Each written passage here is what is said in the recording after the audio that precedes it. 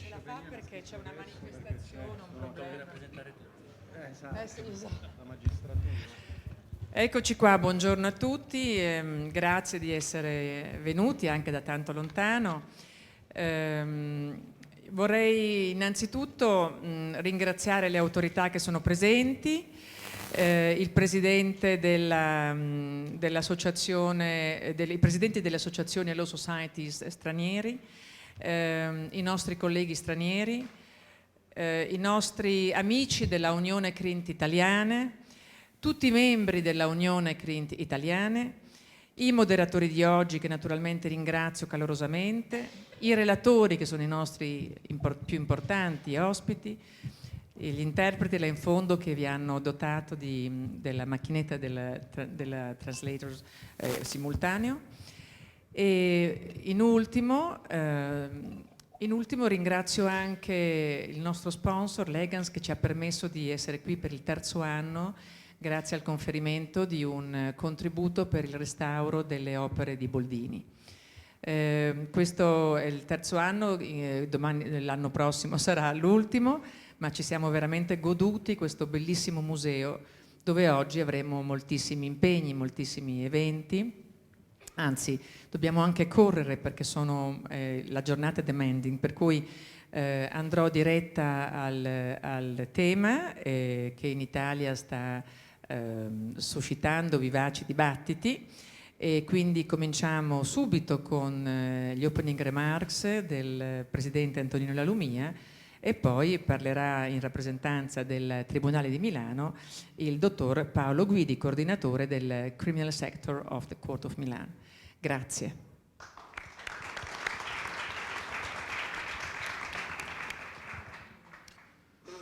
Bentrovate a tutte, bentrovati a tutti. Io parlerò in inglese anche per una forma di rispetto nei confronti delle nostre delegazioni internazionali. Ladies and gentlemen, distinguished members of the judiciary, authorities, dear colleagues. It is a great honor and a genuine personal pleasure to welcome you to Milan on behalf of the Milan Bar Association. Welcome. I would like to extend a particularly warm welcome to the international delegations who have traveled to Milan to take part in this conference. Your presence here today is a tangible sign of dialogue, cooperation, and shared responsibility within the international legal community. Milan is proud to host you. We are living in a historical phase in which the law is increasingly called upon to serve as a point of connection between national legal tradition and global challenges, between different legal systems and between the need for efficiency and the protection of justice and fundamental rights. This conference fully belongs within that broader perspective. The topic we address today, lawyers, judges, prosecutors, different career paths in different jurisdictions, goes to the very core of the architecture of justice. How legal system organize roles, functions, and guarantees in order to preserve the credibility of the judiciary. There is not merely a technical debate, it is a constitutional, institutional, and cultural reflection. The models we will discuss are the product of different histories, traditions, and balances. Yet beyond these differences, there is a shared foundation that unites us, the conviction that the rule of law is built upon clear distinction of roles, mutual respect among legal profession, and the protection of the judicial function, third-party neutrality. In this context, it is worth recalling that Italy is currently undergoing a constitutional reform process, which, if confirmed by the referendum scheduled for the end of March, will lead to the definitive separation of careers between judges and public prosecutors. This reform intervenes in the institutional framework of the judiciary, drawing a clearer distinction between professional paths and functions, with the aim of clarifying roles within the criminal process and strengthening the guarantees of the judiciary's neutrality in line with the principle of fair trial enshrined with the Article 111 of the Italian Constitution. It is a development that fits within a broader institutional and comparative discussion in which the experience of other legal systems offers valuable and meaningful points of reference. From the perspective of the Women Bar Association, the legal profession plays a crucial role in maintaining this balance. Lawyers are not merely representative of individual interests. They are guardians of fundamental rights and an essential component of the proper functioning of the justice. This responsibility demands competence, independence, and a strong ethical foundation, particularly at the time of profound transformation. Digitalization, artificial intelligence, the globalization of legal services, and the growing transnational nature of disputes are shaping legal professions worldwide. At the same time, societies are calling for greater transparency, accountability, and renewed trust in institutions. In this context, comparative dialogue is not an academic exercise, but a concrete necessity. Engaging with our legal systems does not mean copying or importing them. It means understanding differences, recognizing good practice, and strengthening one's own legal culture through informed and constructive exchange. This is precisely the spirit of today's roundtable. The Milan Bar Association has long invested in international dialogue, firmly believing that openness does not weaken legal identity, but rather reinforce it. Initiatives such as this one are designed to promote professional exchange, institutional respect, and long-term cooperation among bar, courts, and legal institutions from different countries. In this regard, I wish to express a special and heartfelt thanks to Francesca Zanassi, Vice President of the Milan Bar Association and Chair of our International Relations Committee, for her dedication, vision, and tireless work in strengthening our international ties and in making this conference possible. I would also like to sincerely thank all the speakers who will contribute their expertise throughout today's discussion. My gratitude also goes to the Court of Appeal of Milan, the Court of Milan, to Crint, our committee, and to all those who work with commitment to organize this important event. Allow me to conclude with a final reflection. In every legal system, justice is credible only if it's perceived as fair, independent, and truly neutral. This credibility does not rest solely on legal structures or rules, but on the equality, responsibility, and integrity of people who serve them, judges, prosecutors, and lawyers alike. From this perspective, dialogue among legal system, profession, and institution is not merely an exchange of views, but an essential instrument for safeguarding the balance of the process and the credibility of justice itself.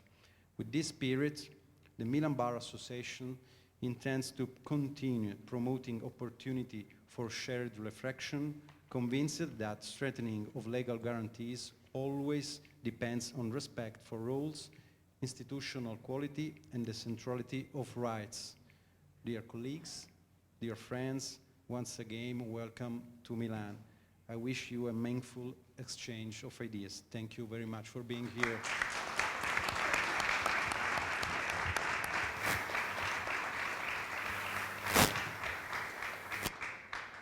Grazie infinite, Presidente.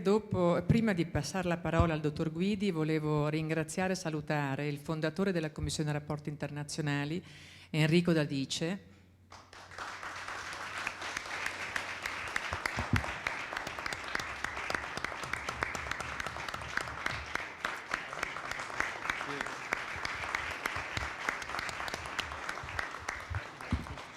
che ogni anno è con noi, nonostante la giovanissima età,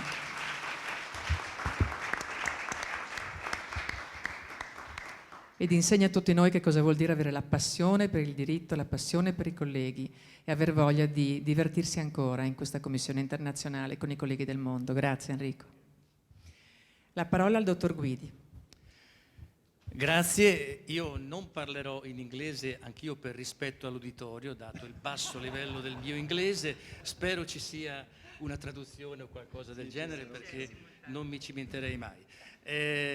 Io porto i saluti degli uffici giudiziari di Milano, la Presidenza della Corte d'Appello e il Tribunale di Milano di primo grado a cui appartengo. Porto anche i complimenti del Presidente del Tribunale per questa splendida iniziativa dell'Ordine degli Avvocati e della Commissione per i rapporti internazionali, che per me, per quanto mi riguarda, è particolarmente interessante perché in anni passati, quando ero più giovane, nonostante la mia scarsa conoscenza delle lingue, mi è capitato di fare degli stage all'estero, ovviamente presso uffici giudiziari, convegni vari, eccetera, più che altro in Francia e in Spagna, e chiaramente mi sono all'epoca molto confrontato con i colleghi sul ruolo delle varie funzioni nell'ambito dei vari sistemi giuridici ed è molto interessante vedere adesso questa prospettiva dalla parte dei professionisti e degli avvocati.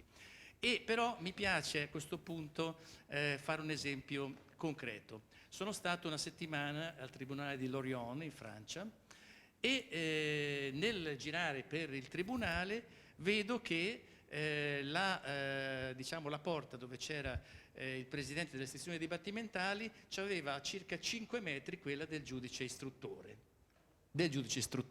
Chiedo ai colleghi, ma come funziona questa cosa? Funziona che fanno tutti e due parte del tribunale, sono tutti e due magistrati della SIGE e non del parquet, che è un'altra cosa, eppure il giudice istruttore fa tutte le indagini sui reati più gravi.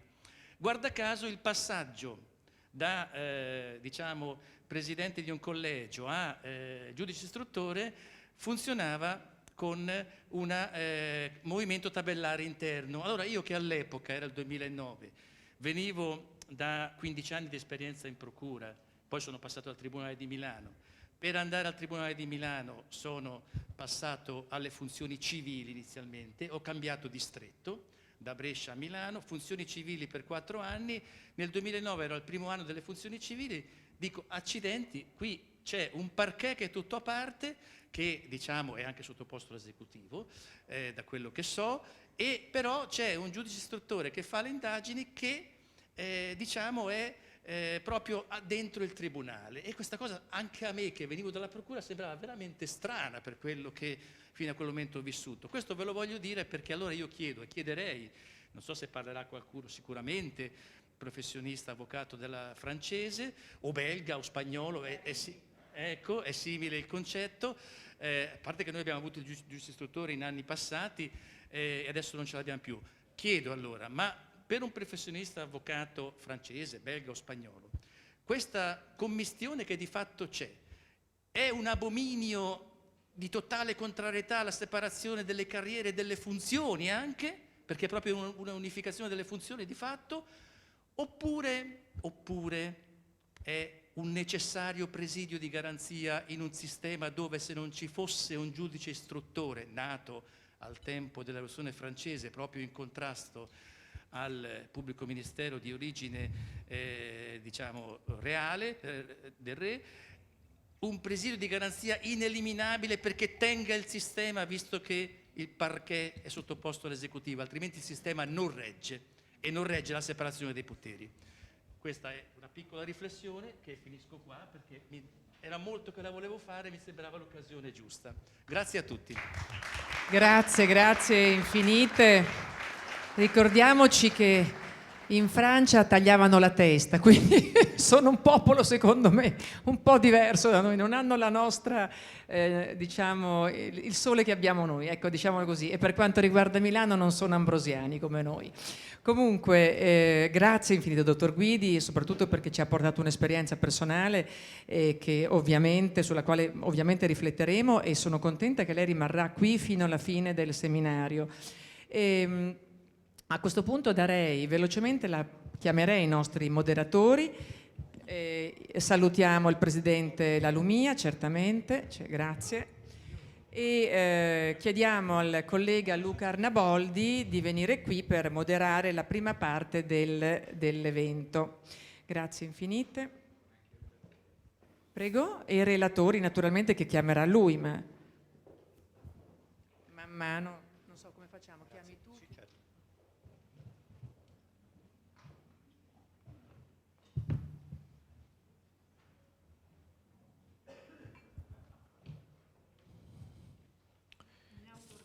Thank you very much, Mrs. President, and thank you to our chairman of the Milan Bar and Judge Guidi for introducing today's roundtable.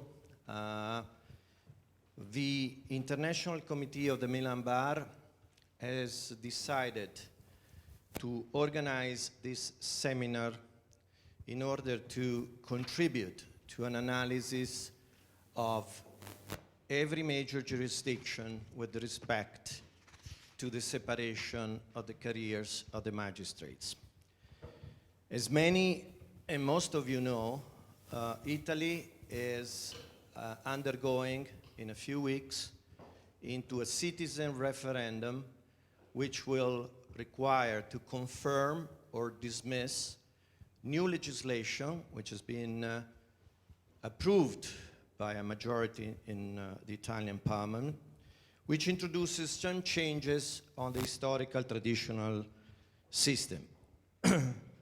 The old system was under previous past regimes and translated into the new Democratic Republic of Italy, when in 1988 and effective 1989, two major, very important jurists, Vassalli and Giandomenico Pisapia, made a new reform, which is the one that currently operates in the Italian system. And it changed from a system where the prosecutors had certain theoretical advantages when illustrating their cases before judges, to a system that were more balanced and where the defense attorneys had the opportunity to conduct their own investigations.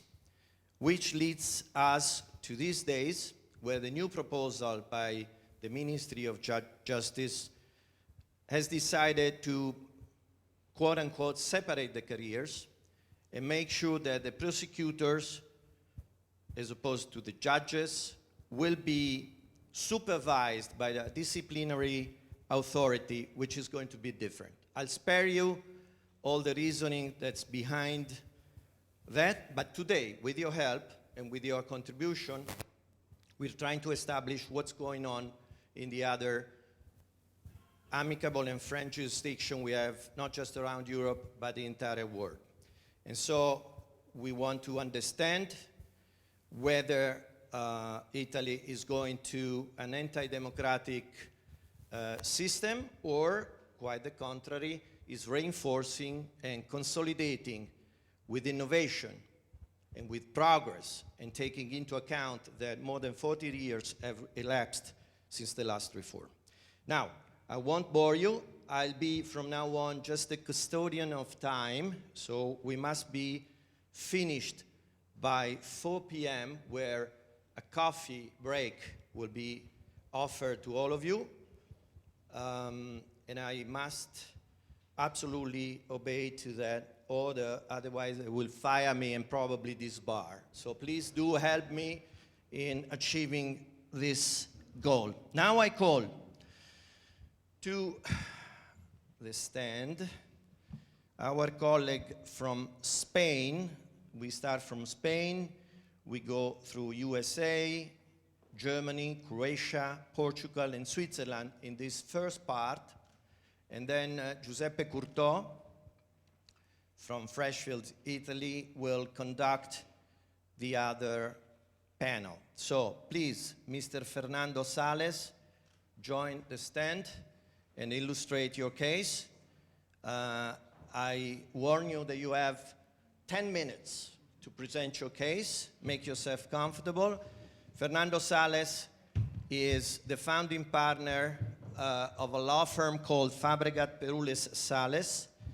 His offices are in Barcelona and Madrid, and after many years in other major law firms in Spain, has decided to go on his own with his new partners. And also, I have to mention two colleagues, Fiammetta Capecchi, founder of L'Expertise Legal Network, and Nicolò La Sorsa, who is the managing partner of Studio Legale Marsaglia PLG in Milan. They are the ambassador for Spain and helped out Fernando Sales to understand what we were expecting from his culture and his experience. Your turn. Thank you. Thank you very much, everybody, especially thanks to the Ordine di Avvocati di Milano, the Crint. I'm always very happy to be here, and it's always an honor to participate wherever I'm called to participate, so I think this is not the first time for me. Many thanks to all the organizers and so on.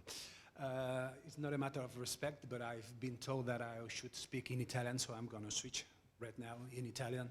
So that's why the language will be conducted my intervention. Okay? Thank you very much, everybody. Sì, grazie a Fernando. E allora, se così gentilmente ci puoi illustrare qual è la situazione attuale in Spagna.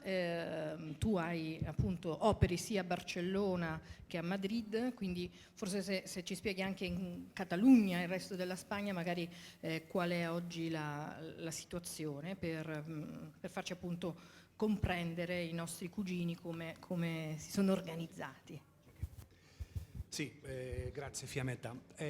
Allora, prima risposta, tra Barcellona e Madrid non ci sono non è una diversità rilevante, quindi, perché tutta la carriera giudiziaria e tutto il pubblico ministero è una competenza che appartiene allo Stato spagnolo, perché deriva di una delle competenze esclusive che ha lo Stato centrale, che deriva dagli articoli 122 e 124 della Costituzione, no?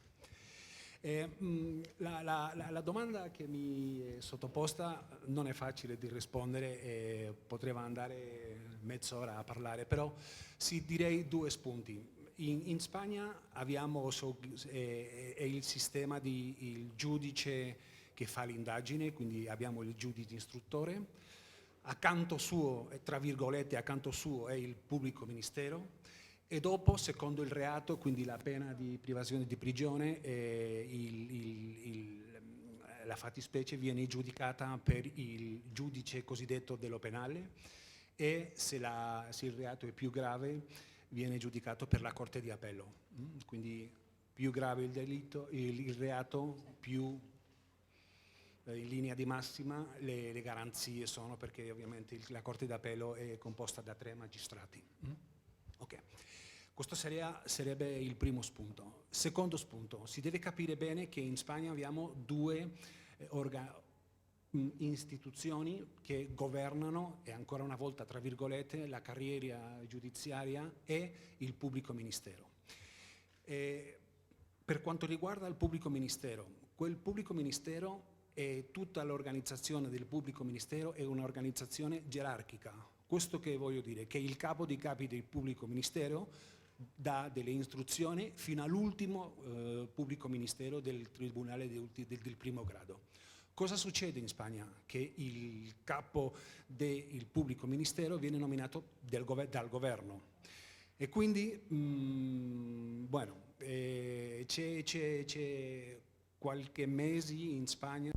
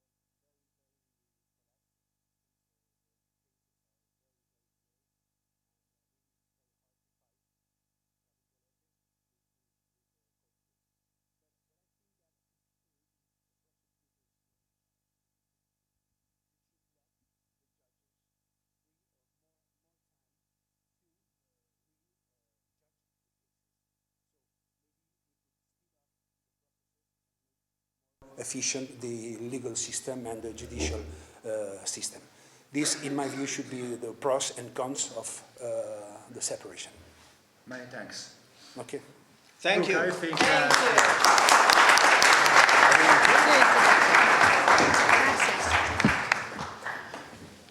So, Spain, ambassadors, thank you very much. Thank you. And please stay for the coffee break. please note that Italy and Spain are perfectly on time. That's what's strange. And romantic.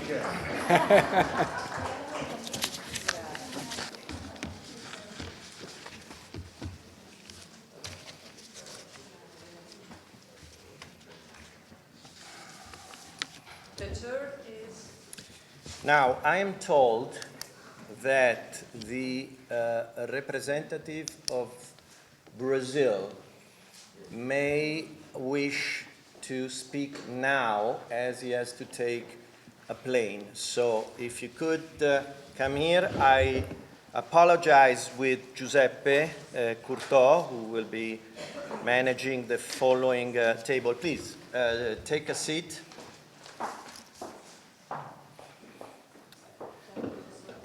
You must be Giacomo Guarnera. Yes, I am. Fantastic. You confess, or you want to take a defense lawyer?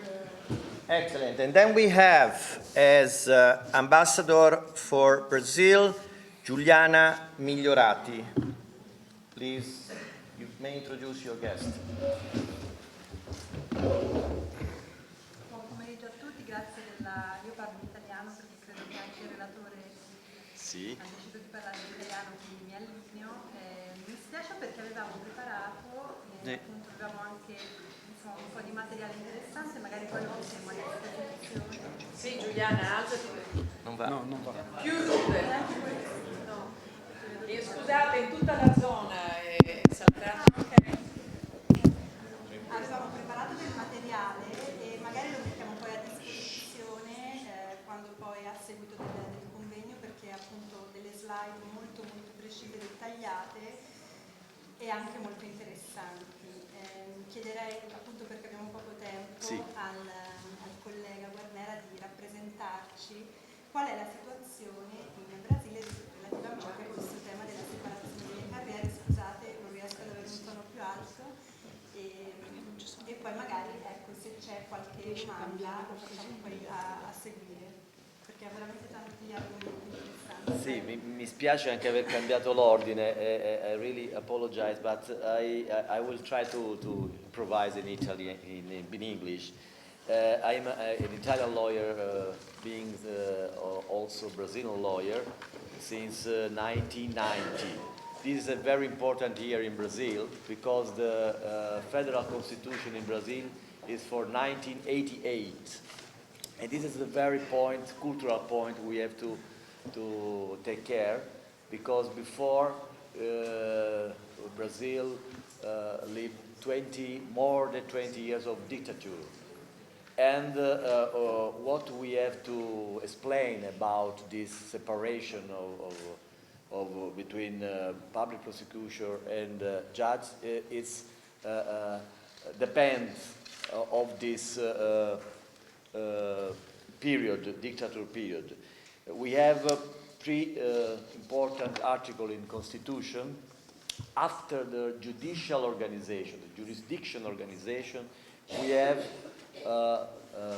later an article about the public ministry. Public ministry is out of the three powers in Brazil. It's not executive, not legislative, of course, and not jurisdictional. And is an institution, permanent institutional, essential to the function of the jurisdictional function of the state. It's in charge of defense of the public order, the democratic regime, of course, and the social individual interests. So this is an important point I would like to mean, because we are all lawyers, that in Article 133 we have an article in Constitution about lawyers. So the lawyer is indispensable to the justice administration, it is inviolable. It's not possible to against a lawyer in his act and manifestation, in his opinion, in the professional exercise of its rule. So we have a system where the rights are very, very important, and the functional jurisdiction is split between the judge, and we have a council of judge, the CNJ, the National Council of Justice. This is the organ where we have a mixed composition, 50 members, appointed by several different entities and authorities. For example, we have for the Supreme Court 2 members, for the Supreme Court of Civil Court 3 members, members of the National Congress. So we have not an election, we have not an appointment from the executive, but we have a mixed system to be appointed in the justice member. As well, we have the Consiglio Nacional del Ministerio Público, the public prosecutor council, and it's very important that these members are indicated for different entities like the Supreme Court, the Bar Association also, and the 2 realms of the parliament, the Brazilian parliament. So we have not election as well in this council, and we have appointed from several entities, but not the executive power. And so the careers are separated, and for instance, the probatory activity is linked to the public prosecutor, but defense and accusation are the same level in Brazil. This is for the democratic regime after the constitutional issue of 1988 is the principle of the jurisdiction and from the system in Brazil. We have another important point that because Brazil is a continent and we have a very, very big difference in the people, economic situation of the people, we have a guarantee of public defense for everybody. We have an institution, Defensoria Pública, the most part are lawyers that are paid from the governments, the statal governments, to defend the rights of everybody. In this situation, we can have really a good equality between defense and public accusatory, in my opinion. This is my opinion. So I have other consideration, but I think it's better to go on into every question, and the slides will be sent to you. Thank you very much.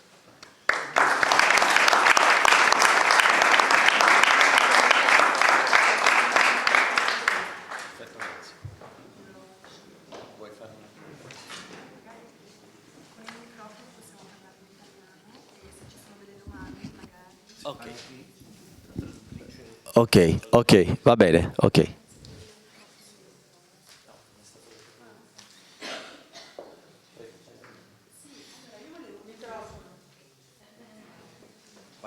È questo qua, è il microfono per la traduttrice. Grazie.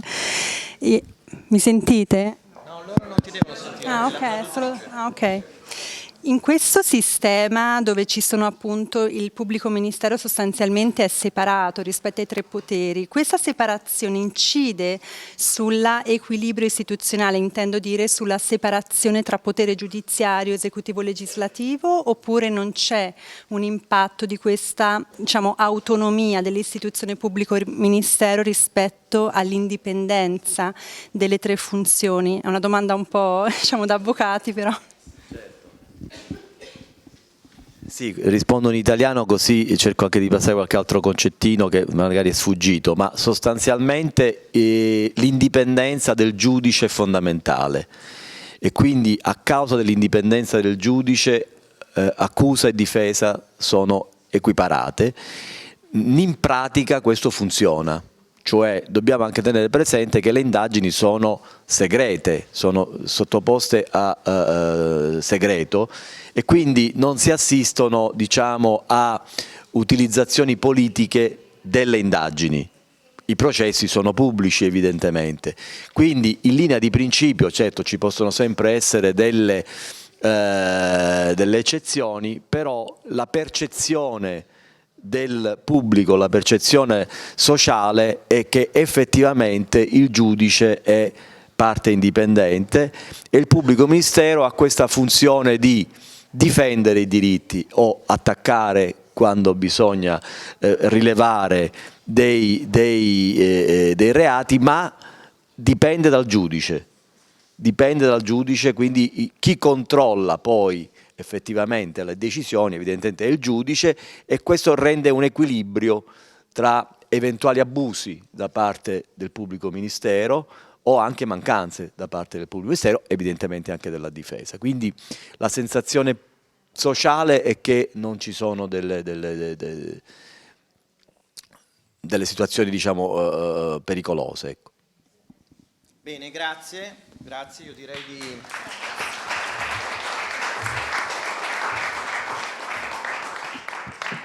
di accelerare forse un attimo perché sono un po' preoccupato dell'assenza della corrente che, come è stato detto, riguarda tutto il quartiere e non solo noi, se no tra un po' giochiamo a mosca cieca.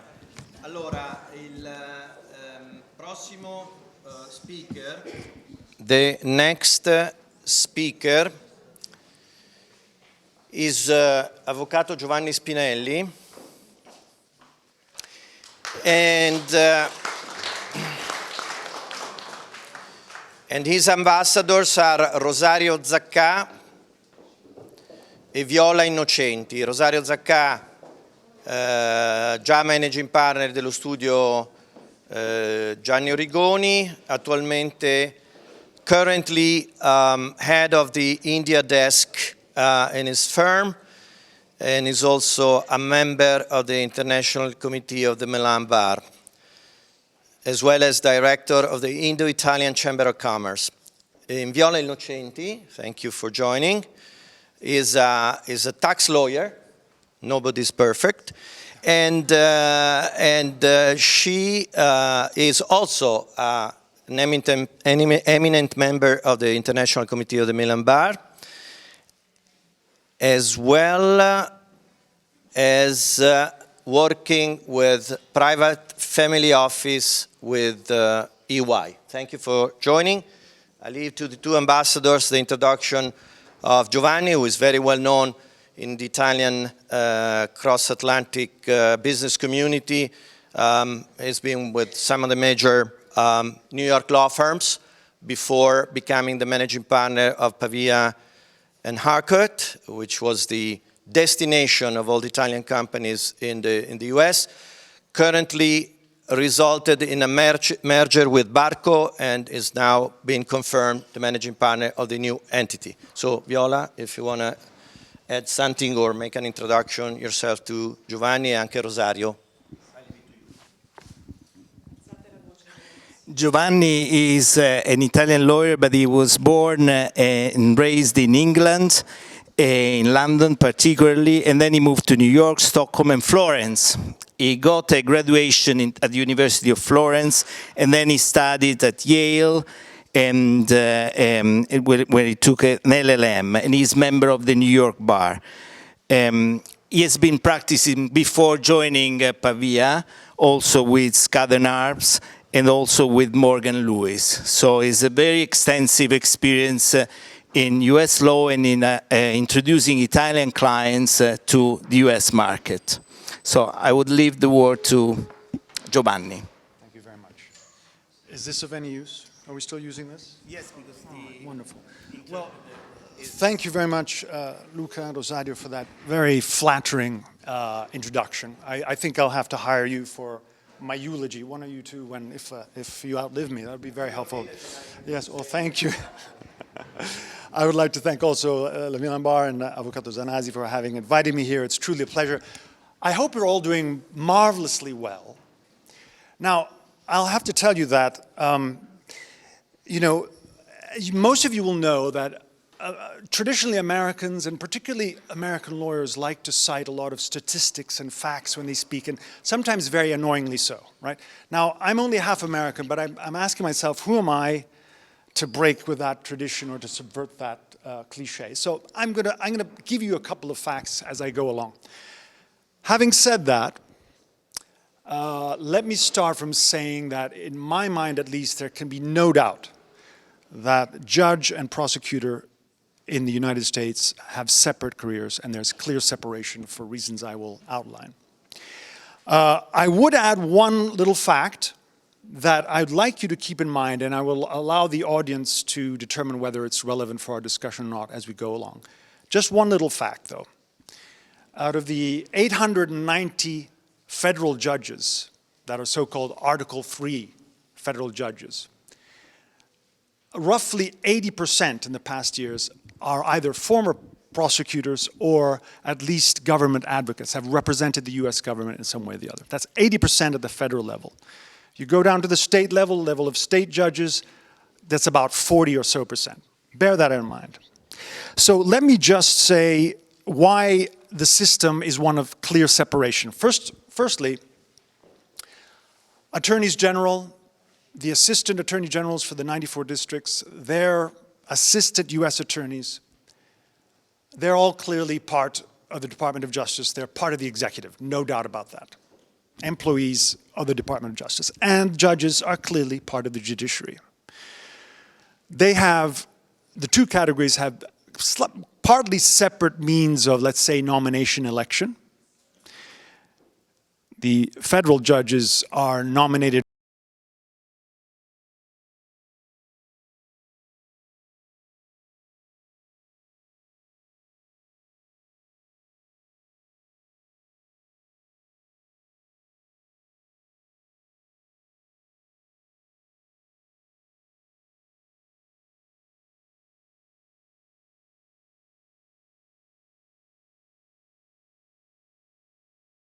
are impeached, hardly ever.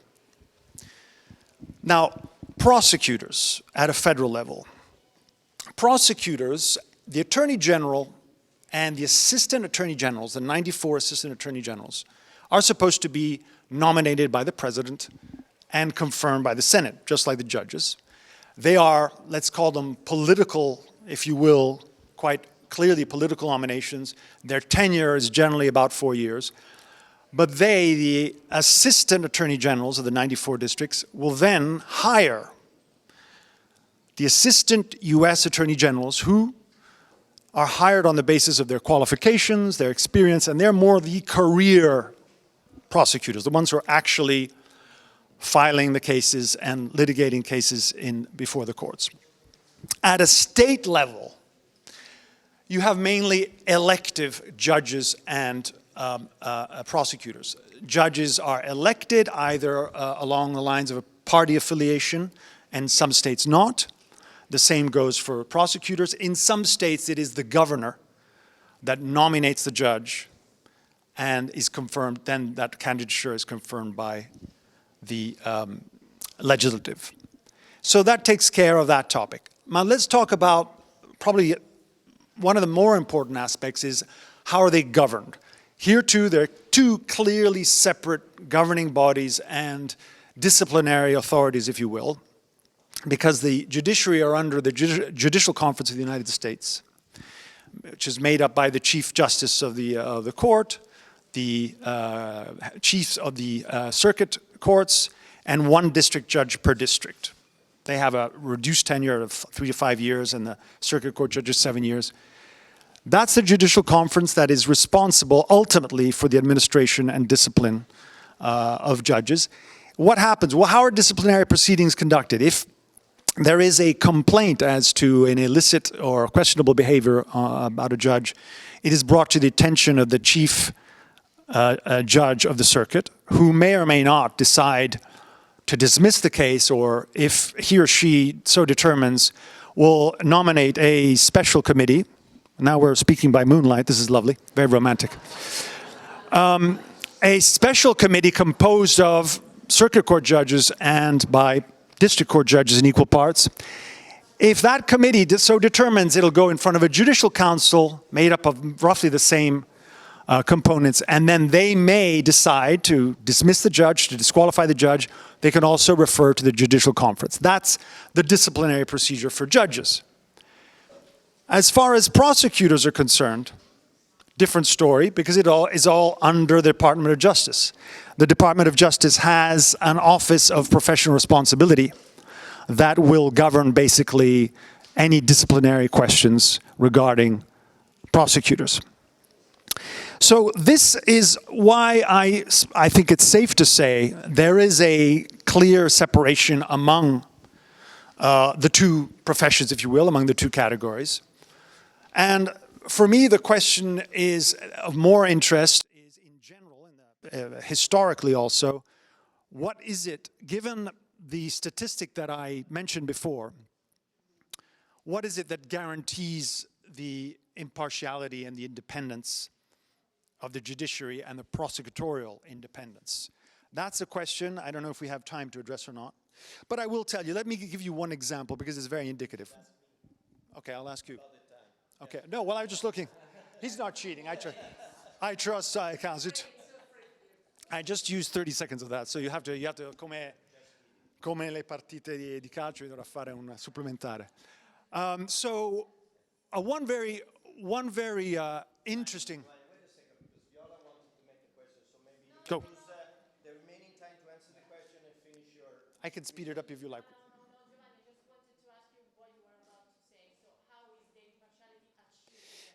Well, yes. So in keeping with the common law system in general, there are very few written norms, right? There are very few articles on this topic, a couple of exceptions. So there is this kind of dense layering, this network of ethical principles, traditions that grow over time, and unfortunately sometimes are subverted quite clearly, but the main thrust of it is that there are these traditions. I will cite one clear example which is quite interesting, which is worthy of note because it is a written rule at the federal level. It's 28 U.S. Code, I think, paragraph 455, regarding conflicts of interest. And it's interesting because there is the article calls for a mandatory disqualification of a judge if, to the eyes of a reasonable observer, there could be an appearance of partiality, an appearance of bias. So in other words, we're not looking to show actual bias. We're not actually looking to show that there's an actual conflict of interest, but mainly in the interests of maintaining the public confidence in the judiciary, the judge will disqualify herself or himself if somehow, based on the fact that, for example, a colleague from a former office, or the office treated the matter that is now before the judge, or a former colleague is arguing the case before that judge, or the judge had somehow knowledge of the matter before her when it is, at the time it is brought, then that's a case for disqualification, even if the judge can safely say, I'm not biased in this case. So this is an interesting example. There are many others. Another, of course, very interesting aspect is the independence of the prosecution and how that is furthered. There have been instances, as you well know, I'm not talking about current times for obvious reasons, but there have been instances in the past, such as the Saturday Night Massacre during Nixon's tenure, when he tried to basically put an end to the investigations, there you go, on Watergate. There was a mass resignations within the DOJ, and from then on there has been a tradition of deference of the executive, of the president, not to get involved in the administration of the law and the enforcement of the law, especially criminal law. I think that's it for now. Is it? Are we done? Thank you very much. So you talk about Nixon, no question about Donald's. Thank you then. Am I free to go? Yeah. You can stay.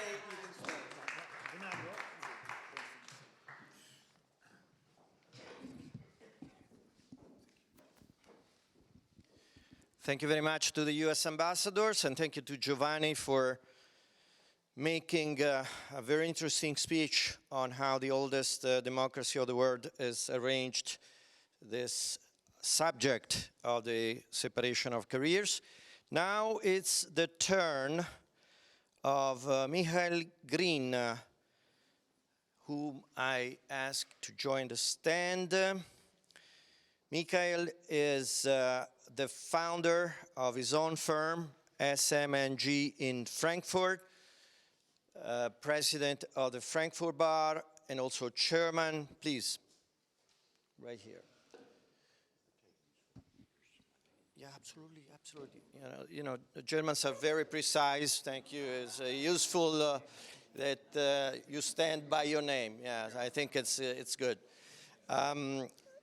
And the ambassadors for Germany is Paola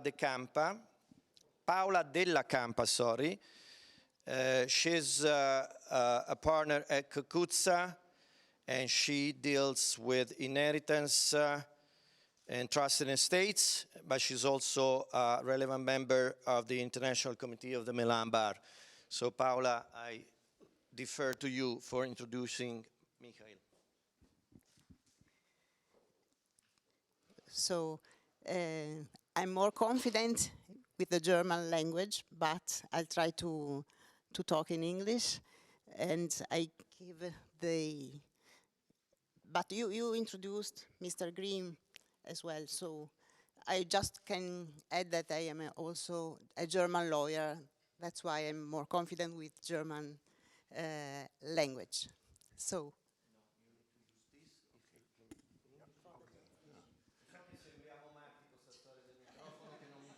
Ma serve perché è collegato alla traduttrice. Mi sono dimenticato di dire anche che Michael è anche presidente di un'associazione molto importante che è la Federazione di 200 e passa ordini europei, di cui anche l'Ordine di Milano naturalmente è uno dei cofondatori. Michael. Yes, dear friends, dear colleagues, I'm wearing 3 hats today.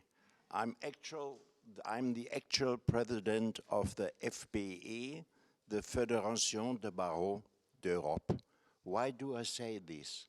40 years ago, in 1986, there were 2 brilliant European bars and some others. One was the Milan Bar, one other the Frankfurt Bar, and they constructed an organization they called Conférence de Grands Barreaux d'Europe. This was 40 years ago.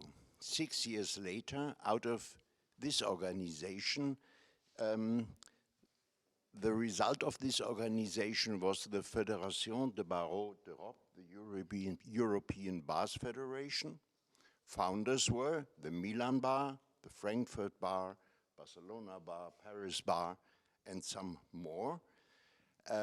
This organization has now 220 members. Our members are regional bars and national bars, representing about 1 million lawyers all over Europe. What was the reason for doing this? The common idea of the Milan Bar, the Frankfurt Bar, and others was we need a counterpart on a European level. We have not only to speak with our national politicians, but with the European ones. This is something, my first hat, I wanted to remember and thank all the persons. I see at least one person from the time when these organizations have been founded. Another one who is still working in Crint, and now I come to the Milan Bar. And Crint is Mauro Rubino Sammartano. And in 2009, this is 17 years ago, another result of this working together was a twinning agreement between the Milan Bar and the Frankfurt Bar. And on the Milan Bar side, it was Crint. I am the international organization of the Frankfurt Bar. Frankfurt Bar seems to be very international, but really international is the Milan Bar. And I want to thank for this and remember some names. I'm president of the Frankfurt Bar since 12 years, and I remember the development. My first contact partner was Massimo Audisio, afterwards Mario Dusi, and now Alexandra Cianasi. Thank you very much for this. Now I spent 8 of 10 minutes and I come to the point. In Germany, the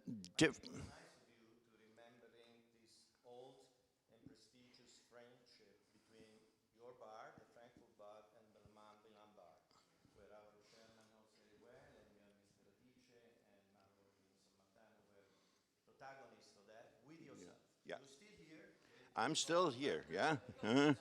I think in this organization there are only 2 of the founders still standing. It's the man from Barcelona, he's Eugenio Gai, and Mauro Rubino Sammartano. But, okay. In Germany, public prosecutors, judges, and lawyers have exactly the same education. We don't go to a law school, we go to university. After university, we do together in the Lawyers Act, it is called a preparatory time. We go as a trainee, a stagiaire for 2 years. We work in a court for a judge, we work for a public prosecutor, we work for an administrative office, and we work, what did I forget? For a lawyer.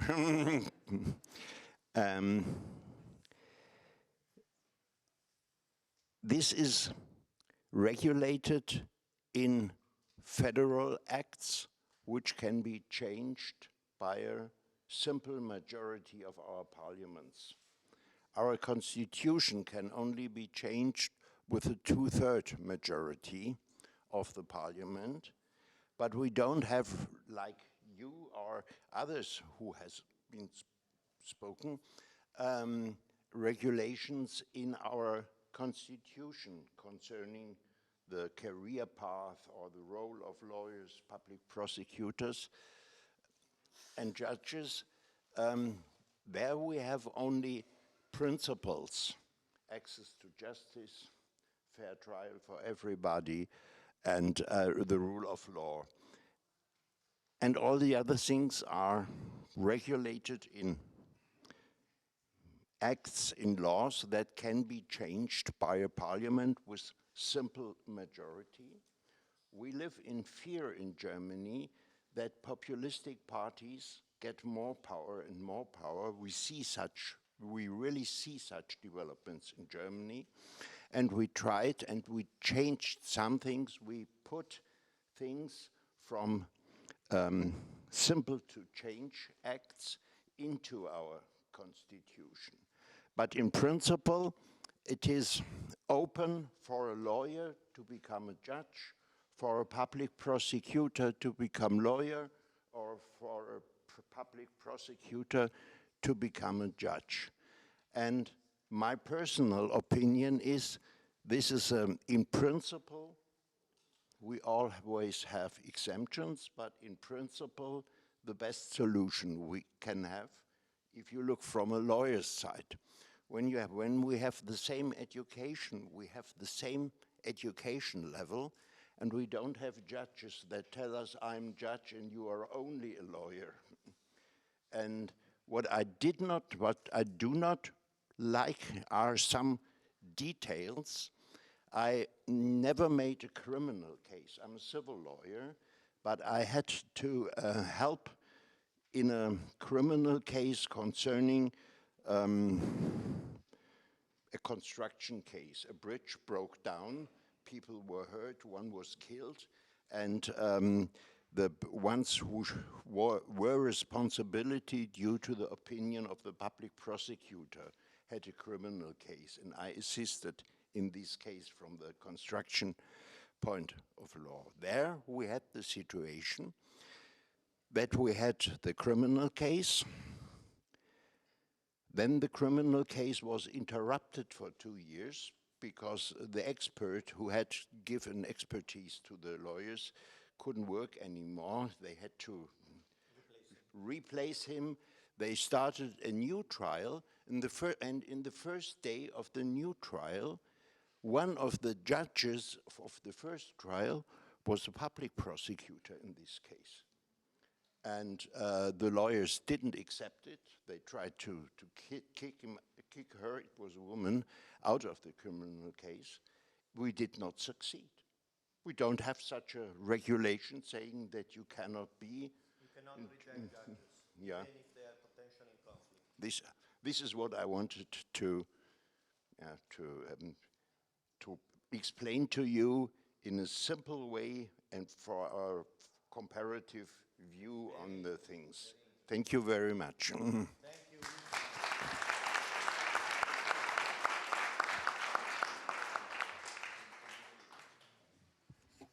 Paola, tu volevi dire qualche cosa? Avevi una domanda da fare? No, ma se hai, tranquilla, lo troviamo il tempo. Volevo solo chiedere rapidamente quali sono gli organi di controllo dei magistrati, dei giudici e dei pubblici ministeri. I'd like to ask you if you could briefly say and explain how in Germany works the disciplinary committee for judges. The disciplinary.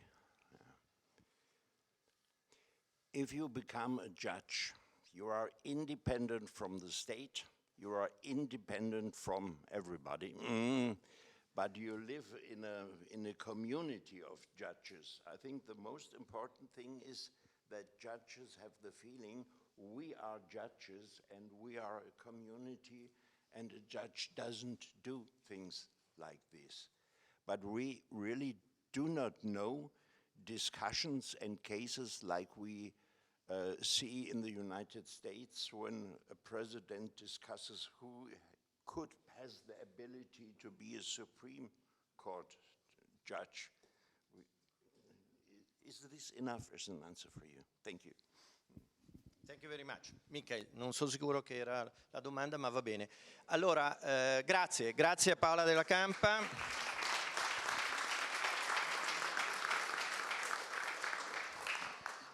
And now we're moving in our geographical tour to Croatia. And I invite Marko Karevic to join the stand. Please. Ce l'hai? And of course, with him,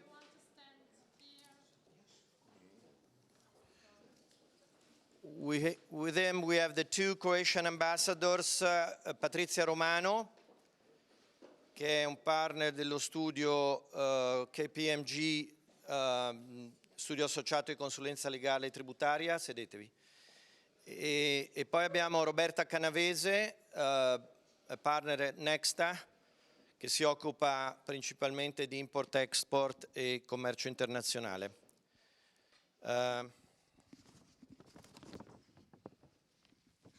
Do you want to introduce Marco or should I do it? No, I will do it. Buonasera a tutti, introduco il collega di... Il collega Arnaboldi è simpaticissimo, quindi se vuoi la sedia qui. Ecco, Marco è in rappresentanza dell'Ordine degli Avvocati Croati, è di Fiume, quindi una città molto vicina ai nostri confini, e ci esporrà quindi il punto di vista dell'Ordine degli Ordini degli Avvocati Croati della Croazia.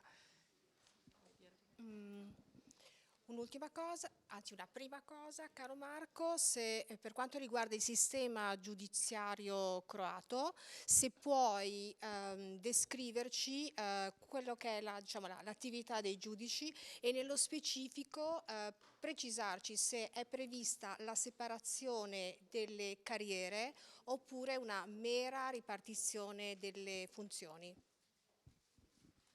Grazie. Good afternoon to everybody. I will speak in Italian, but I would like to say hi to everybody in English. Prima di tutto permettetemi di ringraziare gli organizzatori per avermi invitato. Per me è un onore essere qua. Parto subito perché i tempi sono stretti. Allora, l'ordinamento croato prevede due funzioni, quella del giudice e quella del pubblico ministero. La Costituzione croata, in particolare agli articoli 115 e 121a, prevede quella che è il potere giudiziario e il pubblico ministero. Va subito detto che agli articoli 121 e 121a della Costituzione croata vengono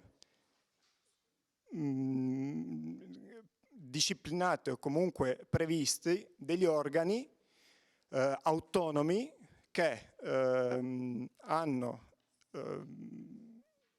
la competenza a nominare e revocare i giudici e i pubblici ministeri. Si tratta in particolare del Consiglio di Stato della Magistratura e il Consiglio di Stato del Pubblico Ministero. Sono due organi, come ho detto, menzionato in precedenza, autonomi, che tra l'altro anche decidono in merito alle sanzioni disciplinari. Ciò detto, come il collega precedentemente ha menzionato, anche in Croazia, per quanto riguarda la formazione, abbiamo una formazione identica sia per gli avvocati, i giudici, sia che per i pubblici ministeri, il che significa che il candidato per fare domanda per la funzione di giudice o di pubblico ministero deve avere la laurea in giurisprudenza, deve aver superato l'esame d'avvocato e deve aver frequentato l'accademia e superato l'esame finale. Una particolarità, diciamo, è proprio l'accademia. Per quale motivo? Perché la legge che disciplina il Consiglio di Stato della Magistratura, come quella che disciplina il Consiglio di Stato del Pubblico Ministero, prevede espressamente che il candidato, per poter applicare al bando, deve aver frequentato l'accademia e di conseguenza superato l'esame finale. Quindi è uno dei presupposti fondamentali. Un cenno magari su quella che è l'Accademia. L'Accademia è stata costituita dalla Repubblica di Croazia, quindi gli obblighi e i doveri spettano al governo, e il quale li esercita tramite il competente ministero, ovvero quello della giustizia. All'interno dell'Accademia è stata costituita una scuola di Stato per i funzionari giudiziari, e praticamente l'idea è quella di dare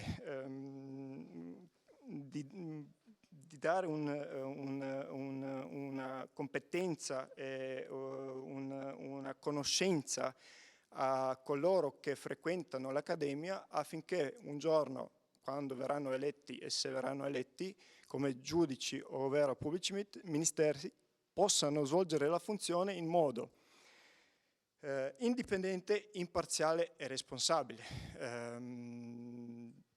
l'esame di cui ho appena parlato può essere sostenuto al massimo 2 volte, il che significa se non viene superato non si può accedere alle funzioni di giudice o di pubblico ministero. Quello che è interessante dire anche che in questo momento l'attuale ministro della giustizia sta pensando, ovvero sul fatto che l'accademia, cioè sul fatto che forse l'accademia sarebbe da riformare, o comunque se non riformare anche da chiudere. Sì, cioè, sì, quindi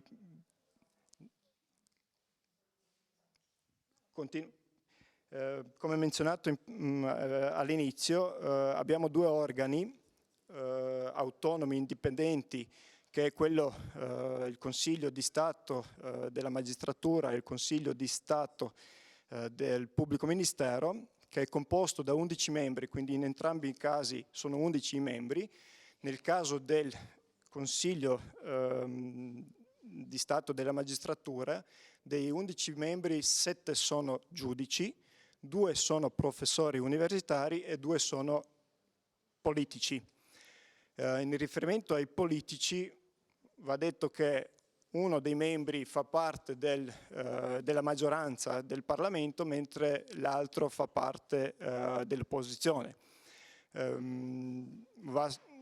Nel caso dei pubblici ministeri, invece 7 sono i membri che arrivano dal pubblico ministero, sempre sono 2 i professori e 2 sono i politici, sempre uno della maggioranza e uno dell'opposizione. Una volta eletto a membro del Consiglio, la carica dura per 4 anni. Il mandato, ovvero può essere, quindi è rieletto per un'altra volta, quindi il mandato al massimo può durare 8 anni, quindi può 2 volte essere eletto. Interessante è sicuramente che i consigli decidono a maggioranza dei voti dei membri presenti, e quello che è anche interessante dire è che decidono anche in riferimento diciamo, alle responsabilità, ovvero il disciplinare. Qualche domanda? A tuo modo di vedere, questo sistema che, se abbiamo ben compreso, si fonda su 2 capisaldi, cioè quindi abbiamo da una parte la formazione che ruota intorno all'accademia e dall'altra parte abbiamo 2 organismi di autogoverno, tra l'altro che hanno una particolare, diciamo, composizione e formazione. A tuo modo di vedere, questo sistema garantisce l'indipendenza dei magistrati e la rappresentatività del sistema, anche perché tu vieni da un paese che è stato peraltro vabbè, insomma, non c'è bisogno che lo dica io, martoriato da guerre, non propriamente recentemente, ma in periodi molto vicini, e comunque che ha una storia molto particolare, dove ci sono anche delle minoranze e così via, e quindi immagino che anche a livello politico sia trovata una quadra in modo non semplice. Allora, E questo potrebbe incidere sulla formazione chiaramente di questo organismo, che comunque rappresenta, insomma, una funzione, che è la funzione appunto quella iniziale. Sicuramente la rappresentanza come dire, è importante, perché vista la storia della Repubblica di Croazia, ovviamente si deve pensare, avere sempre a mente le minoranze, perché tutti possono teoricamente diventare giudici in Croazia. tutti. L'accademia è aperta a tutti. Ovviamente, anche l'avvocato se volesse può fare l'esame finale. C'è fluidità tra le funzioni, nel senso che si può passare dal giudice al PM. Un esempio credo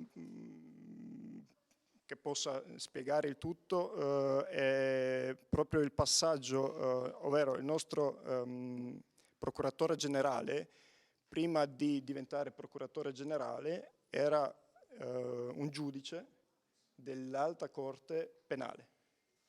Di conseguenza, questo magari ho dimenticato di dirlo all'inizio, non c'è un limite per i passaggi, cioè in qualsiasi momento della carriera il giudice può decidere di passare al pubblico ministero e i pubblici ministeri, ovvero i sostituti pubblici ministeri, passare e diventare giudice. Ovviamente una volta eletti, cioè, sono rari i casi in cui si fanno i cambi, però non esiste alcun limite, si può fare, e ci sono anche esempi in cui i giudici sono tornati a fare gli avvocati, quindi abbiamo un po' di tutto.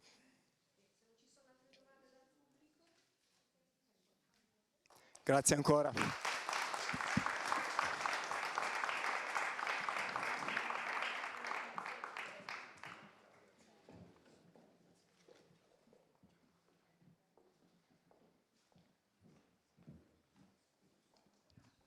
Now, our legal tour continues. We have two very important countries remained, and we have less than 20 minutes before the coffee break to learn from Paulo Pozzan for Portugal, hosted by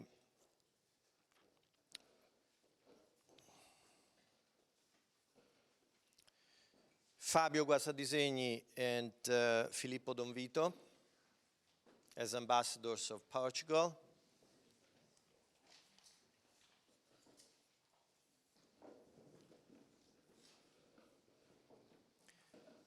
And then please be prepared, Mr. Rocco Rondi, who will do the final round of this first part of our seminar. Where is Fabio?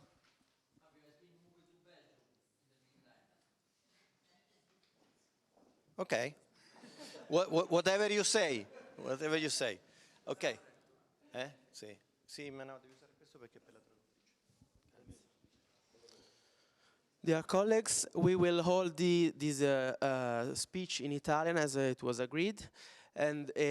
So sono molto onorato di presentarvi l'avvocato Paolo Pozzan, che è un membro dell'ordine portoghese e anche un membro in molte società internazionali, in organi di sorveglianza, che ci spiegherà come funziona la separazione delle carriere nell'ordinamento del Portogallo. Lascio la parola. Grazie. Thank you. Considering the translation service its works, I prefer to, in order to make my speech more clear and more rich for the audience, I prefer to do it in Italian language.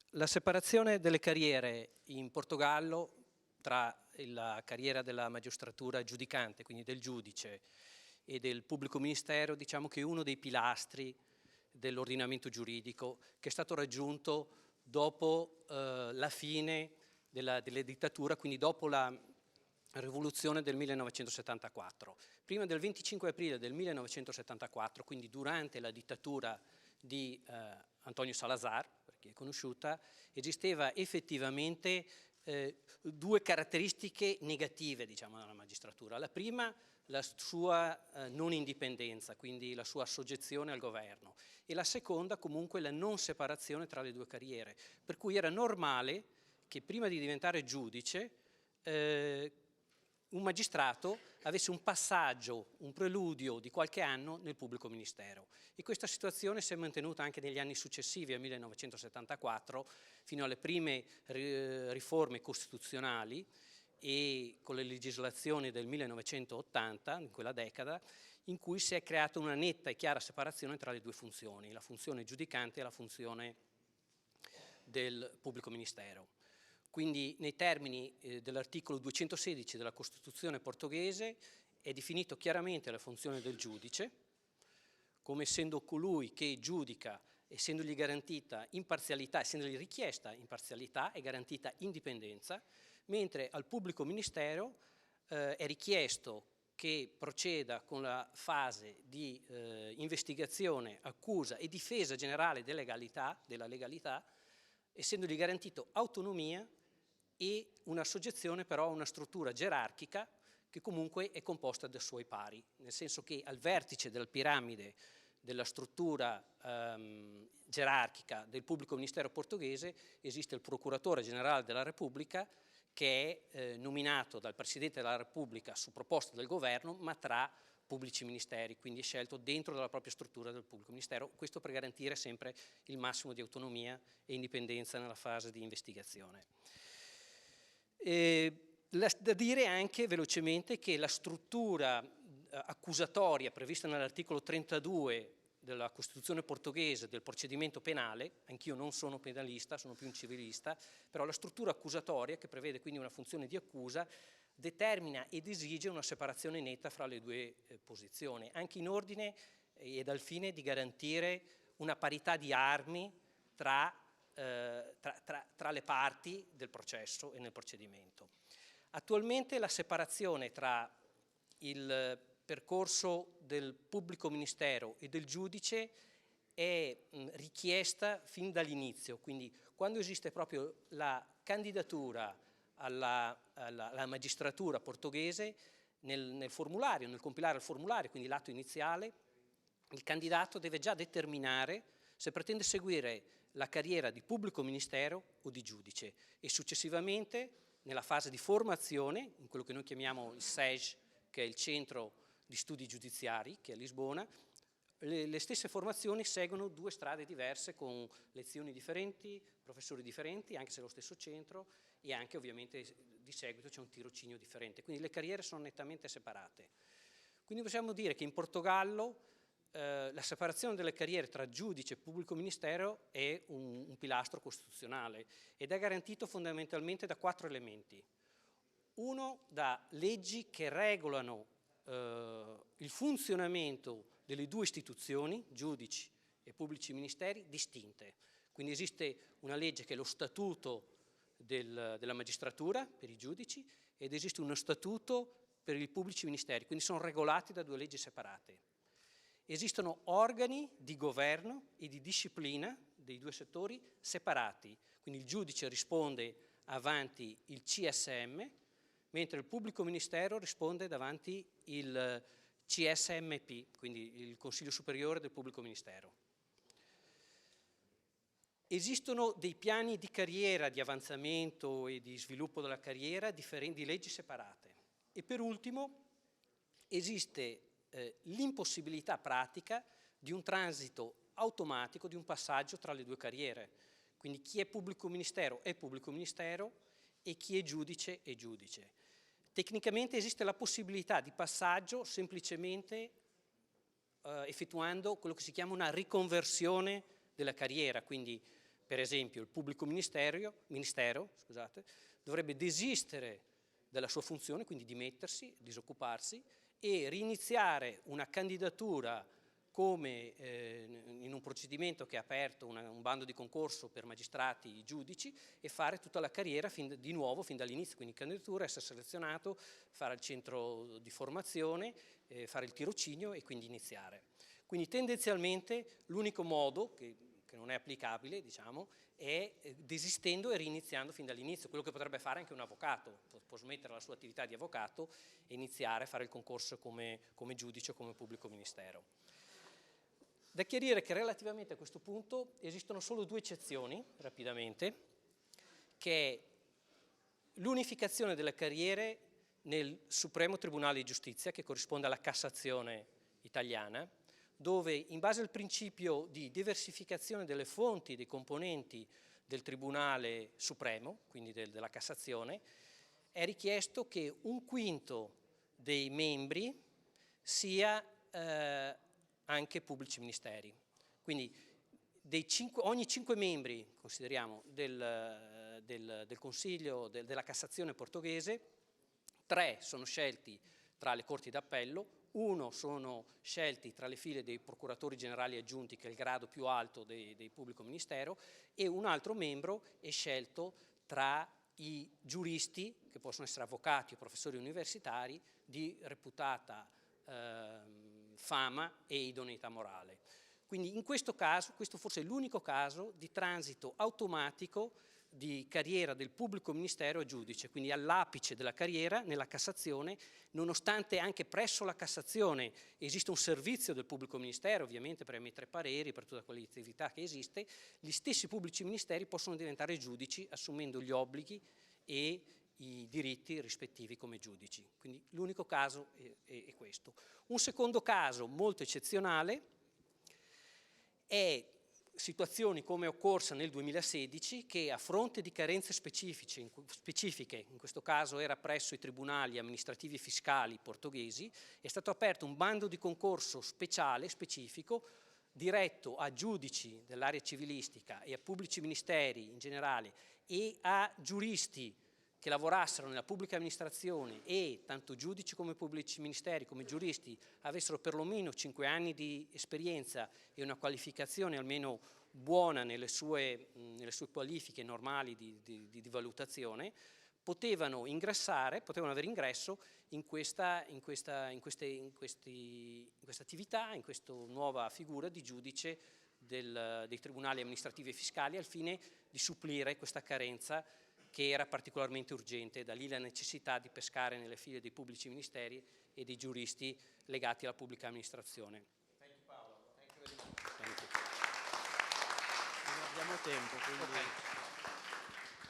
Grazie a Paolo Pozzano. Non abbiamo tempo, mi dicono, e siamo in lotta con la luce, quindi grazie per aver rappresentato l'ideale sistema della separazione delle carriere in Portogallo. Perché...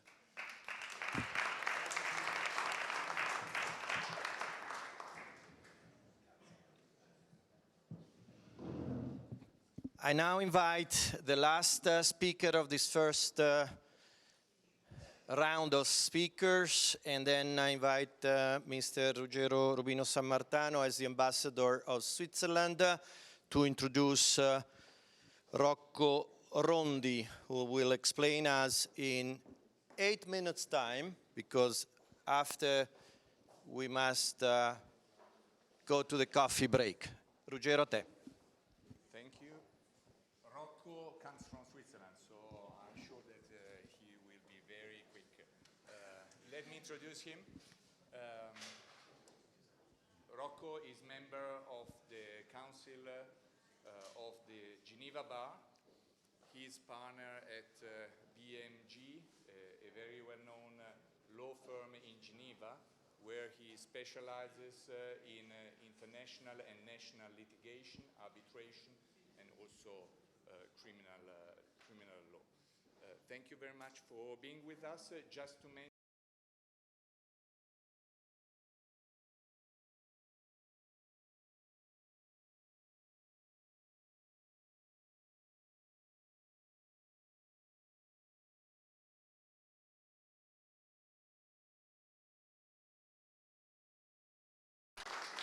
Bene, buonasera, il mio intervento era previsto in italiano, quindi lo farò in italiano.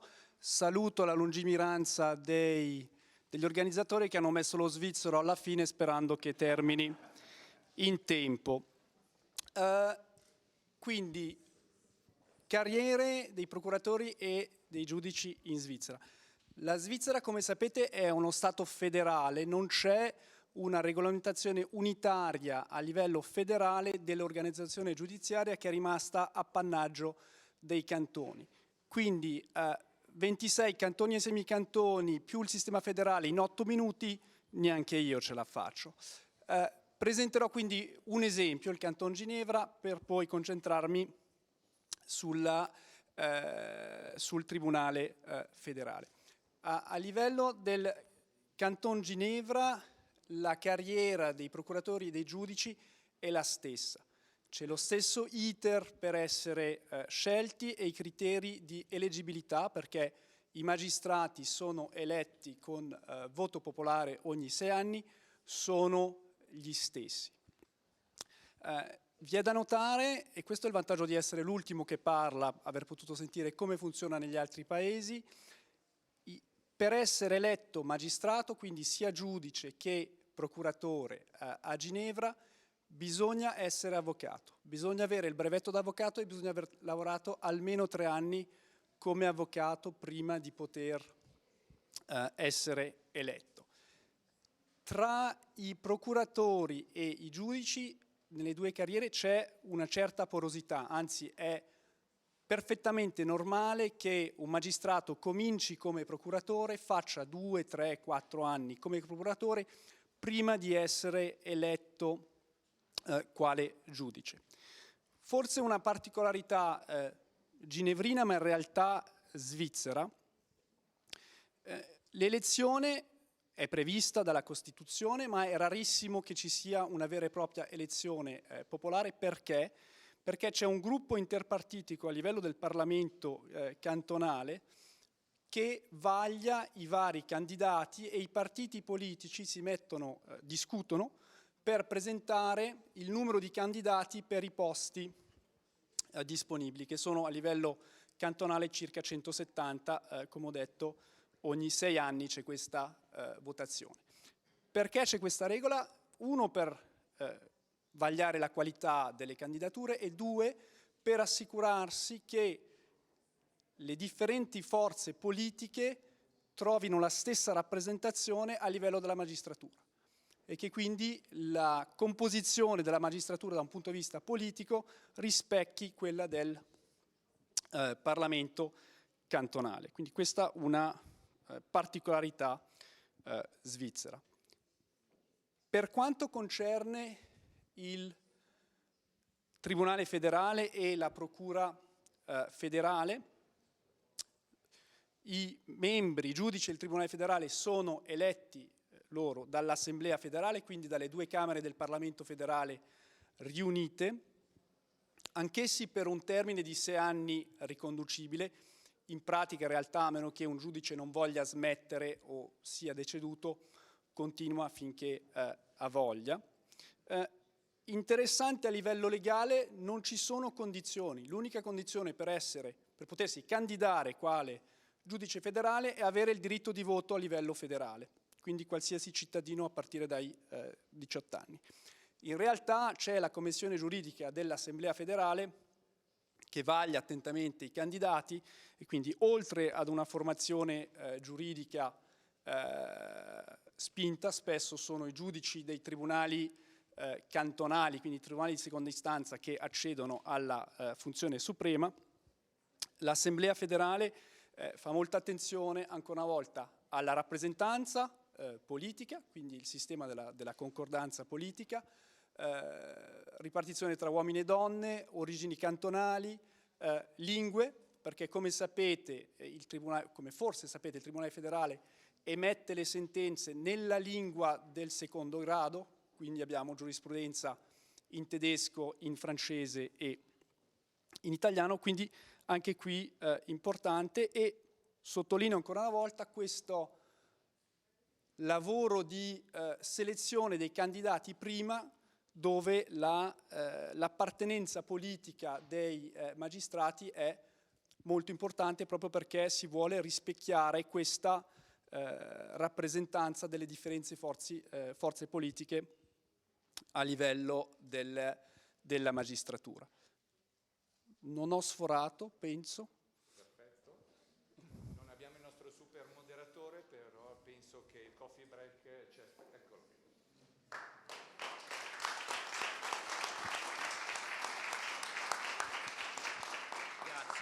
Grazie infinite, complimenti. A little change in the program because apparently they're trying hard to repair the electronic system, so it would be difficult to offer all the many coffees we wanted to offer you without a machine for coffee. So if Giuseppe is around, Giuseppe Courtot, maybe you can join me and we can begin the second session. and when and if the light comes back, we stop and we go for coffees. But also, before we start with Giuseppe, somebody was telling me about a picture, a photograph of all of us. Scusi, era lei che mi diceva della fotografia? Li faccio venire qui? Adesso? Venite.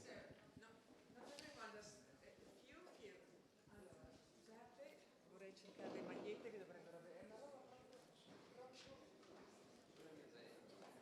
Vuoi una mano? No, ci sono qua io. Grazie. Ragazze, venite a darmi una mano. Venite a darmi una mano, per favore.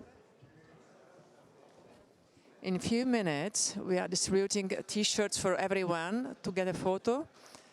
In the room just next to this room, on our left. Ma se dici ad alta voce ti sentiranno.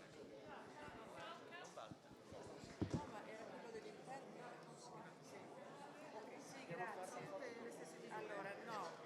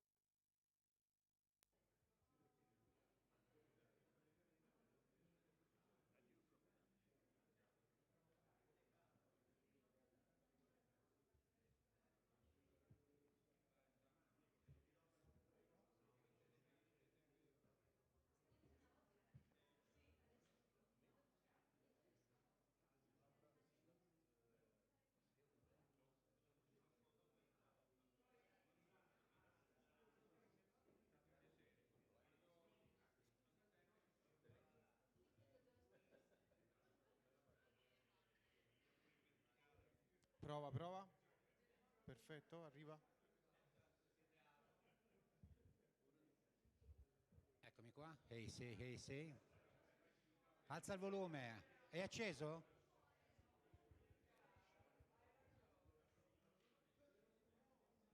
L'ho fatto per fare risparmio di pile. Tastino rosso.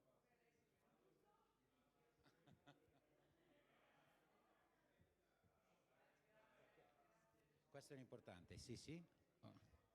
Bene, bene. Ti provo anche l'altro microfono.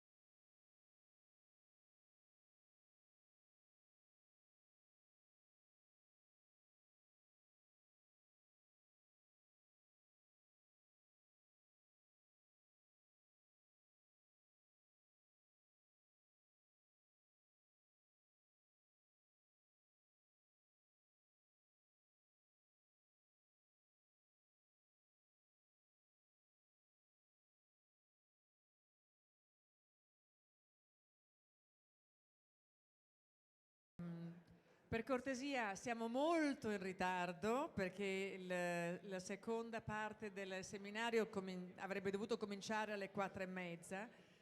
E vi prego di accomodarvi cortesemente. Grazie. Sara, sorry. Let's start then. I give you. Sì, grazie.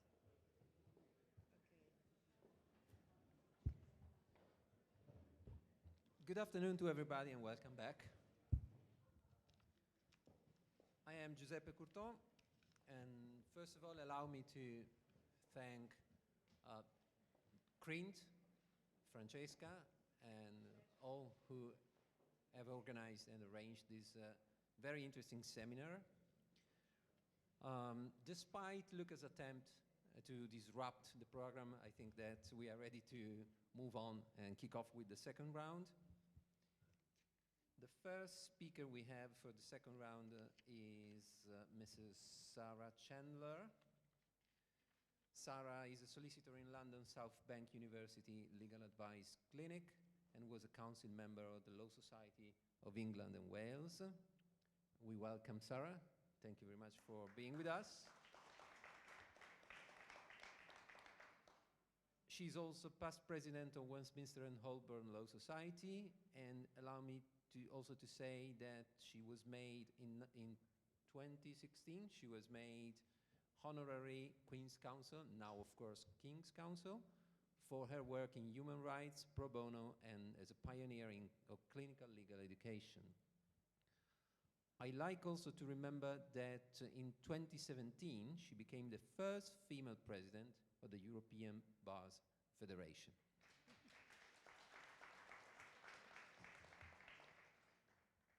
The ambassador for the UK is Andrea Stigliano of counsel at Oric Law Firm, and he's a member of the International Relationship Committee at Crint. Welcome, Andrea. So, the mic is yours. So thank you very much for inviting me, and I'm bringing greetings from Westminster and Holborn Law Society, which is, of course, twinned with the Milan Bar Association. Such a wonderful twinning, and I thank you very much for your hospitality every year, and we welcome you to London, especially Westminster and Holborn. So I'm going to tell you a little bit about the prosecution and judicial training and recruitment. So all lawyers study law for 3 years, and then a vocational course to divide between barristers, advocates, solicitors, and those who are on the front line interviewing clients. The prosecution does recruit directly those who have trained the vocational course to be a barrister or solicitor, and then there is a further way of becoming a prosecutor. So you can enter as a law graduate and do the training inside the prosecution service, or you can have already done it and then become a prosecutor. There are 4 ways that we have for how the functions are divided up in criminal law.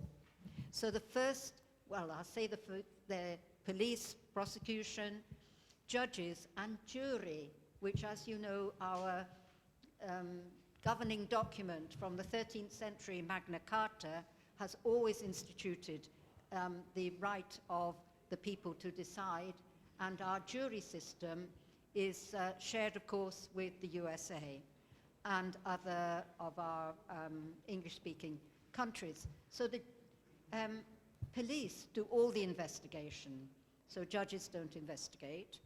Police do all the investigation and present the evidence to the prosecution service. Prosecution service then decides whether there is a case to be put to the court. The judges then hear the evidence from the prosecution and the defense on behalf of the accused. And then it is not the judge who decides, it will be the jury. So the judge will tell the jury their role, and they have listened to the facts of the case, and they decide whether the accused is guilty or not guilty. So that's those 4 roles. But the interesting thing is that the Crown Prosecution Service can also instruct independent barristers. Barristers practicing in their own chambers, self-employed and independent of the Crown Prosecution Service, can receive instructions on a case-by-case basis, so that they may be quite expert in certain cases that they have defended. And we have 4 levels of prosecutor, and those who are instructed can join a panel starting at the level 1 to level 4, and you can imagine that it becomes much more serious as you go through to level 4. And for example, by the time you get to level 3, it's going to be special crimes, deaths in custody, assisted suicide, serious criminal allegations against the police, gross negligence, manslaughter, and also organized crime. So these are going to be the ones typically investigated by the National Crime Agency and Home Office Immigration Enforcement and the specialist police units, often involving drugs, international firearms conspiracies, modern slavery, and sexual exploitation and cybercrime. So by level 3, the person who wishes to do those kind of cases has to be very experienced. So level 4, you've got even more kind of serious cases. I won't read them out because there's 6 different levels. Okay, so you get a kind of picture now that these 4 different levels of prosecution, you can rise up inside the prosecution service, or you can join a panel from outside as an independent barrister. That's the prosecution service. Separate are judges. We don't have a training school for judges. They will be persons who have attained at least 7 years in their practice, and at that stage they can apply to be a deputy district judge, the lowest level of judges. So it's a very different career route, and they could be practicing in criminal law, and they could be practicing in civil law, and enter for whichever specialism is appropriate. And then, once they have become a judge, they will never return to the prosecution service. They will retire as judges, and that is where we congratulate them all and they go, basically. So that's a very brief rundown of how it works. Thank you, Sarah. I was curious about specific feature of your system. Considering that politics is entitled as involved in the disciplinary power of the judge and prosecutor, how can you entrust the public trust of the system in this way?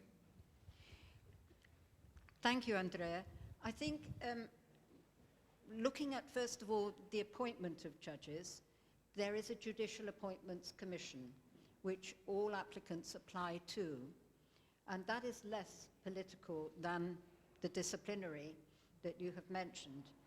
Disciplinary is done through something called the, and I'll get it in a moment, I specialize in housing, by the way. I'm landlord and tenant. I'm not really a criminal practitioner.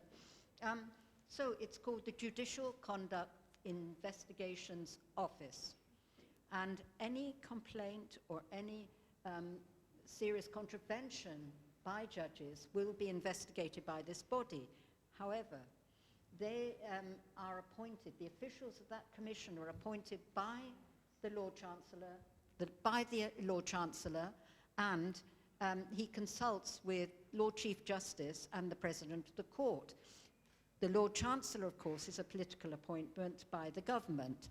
So at the very high level of the officials who investigate complaints about judges is a political decision. However, the trust in judges has been built up through practice, and I think that the system that we're all used to, in that the jury decides, not the judges, it means that generally the public will accept the system. There is trust, as you say, trust in the system. They will accept the independence of judges. And because of the different systems between prosecution and the judicial system, it's accepted that it's not the judges who bring the case. The prosecution service will bring it and put before the court, and the judges hear the evidence.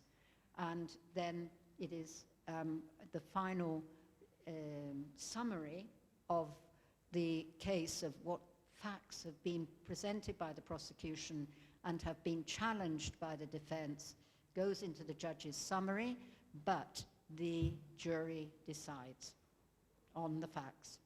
I hope that explains the trust. Absolutely. Thank you very much. So, Sarah, do you want to add anything else? No, I maybe a think short- that is, if there's any questions, I think have we covered it all? I hope we have. Yes, I think so. Unless it's so peculiar a system that you have any questions from the floor, but I think it's clear now. So I thank you very much for Thank being with us. It was really very interesting.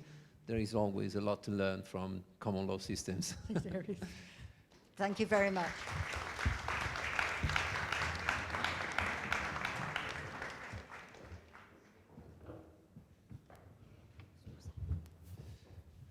So let's move on.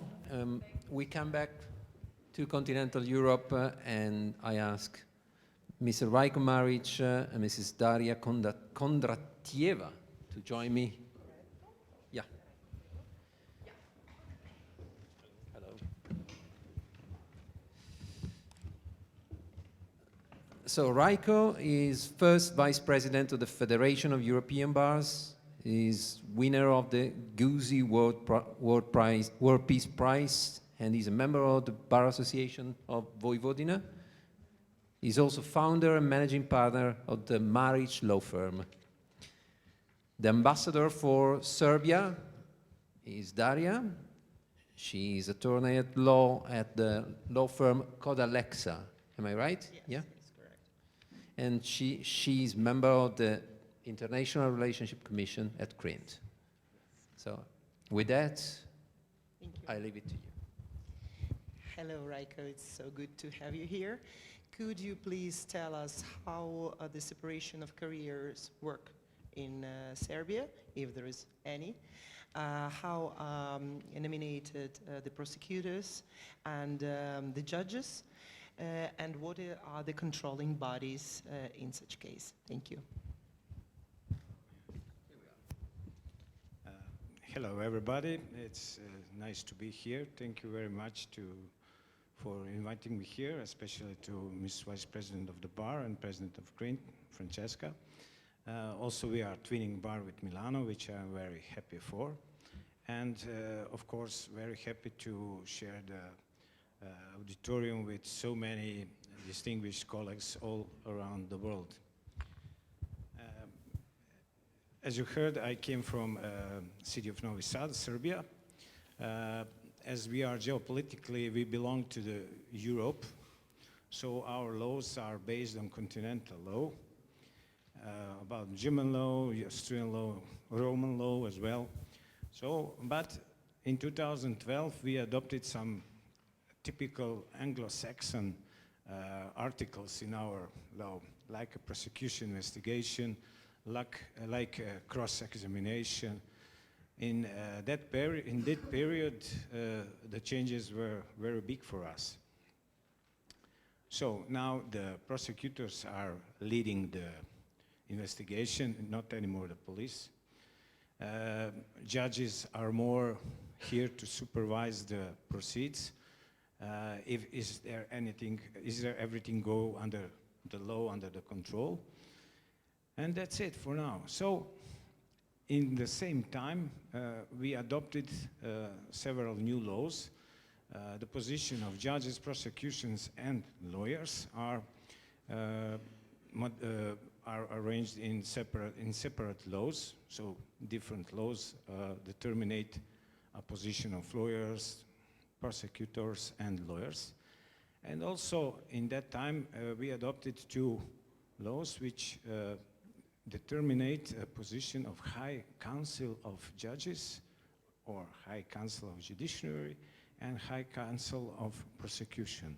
So those are two bodies which are completely separated in their professionally and in like separate career, and they have different jobs. Those bodies are I will not talk too much, but I will go to the point. We have 11 members in each council.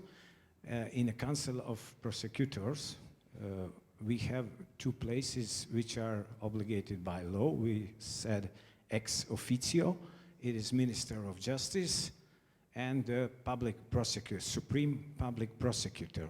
Those two persons are member by their functions. Their functions are connected to these positions like members in a higher council of prosecutors. The other members are from the prosecution offices. There is five prosecutors which been elected from different levels of the prosecution office. There is from Supreme Public Prosecution Office, from War Crime Prosecution Office, from Organized Crime, and higher and appeal and basic level of prosecution. There is candidates who came from those levels of prosecution. So at the end, those candidates go into process of election, and they have an election for prosecutors, and 5 of them go to the council. It is almost the same with Judiciary Council, but because judiciary is independent and judges are independent totally, we don't have a presence of minister, of course. We have only the president of Supreme Court, which is the high level of courts in our system. Other 6 judges are being elected from different areas of different courts. You know, from Superior Court to the lowest level of court, they candidate their candidates, and they are going to voting and elected the 6 members to the Council of High Judiciary. Then we come to the rest of members in both councils. There are 4 members from the eminent jurist. That's probably when those one who made the laws, they wanted to stay open to let everyone from the legal profession to enter to the higher councils. It could be anyone with Finnish law faculty and some conditions which are usual and basic. But as we are lawyers here, we have to speak more about lawyers. That's, of course, also possibility for lawyers to enter the High Council, either prosecution or either of judges.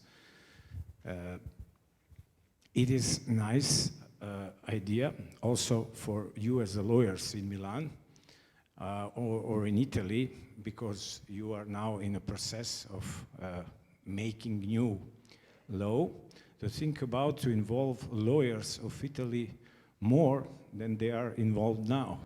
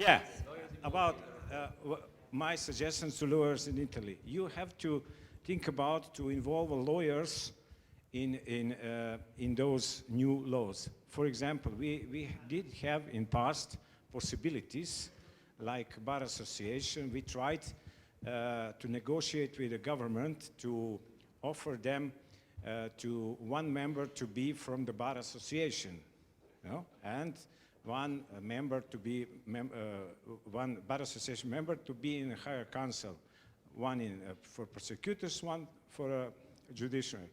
Of course, it is very hard in practice because you have too much lawyers. I mean, and you have to agree about one. You know, it's difficult from one side. At the other side, it is good for government, for executive power, because they will have one voice of lawyers who represent whole profession, so they can be, let's say, covered with all decisions that they have support of lawyers. So, in the practice, I would like to emphasize the judges, prosecutors, and lawyers. We are equal members, parts of judicial system. Without lawyers, there is no judicial system. And I can tell you from the practice, because 10 years ago, we made a strike in Serbia against the government. We stopped for 6 months. We didn't work, and we stopped the judicial system with our strike. So there is no job for judges and prosecutors without lawyers. So we demand to be at least equal, like judges, like prosecutors. So if those higher councils in the future will decide about civil society, we want to be present there, like lawyers, of course. And at the end, you will probably have more questions, but okay, just want to say, we have, as the lawyers, we are the, let's say, last defense of civil society. We need rule of law, we need human rights, and before that, we need economy and growth and good business. Those surroundings will give us rule of law, human rights, and there will be no problem with functioning of prosecution system and judge system. Thank you very much. It was really a very interesting contribution.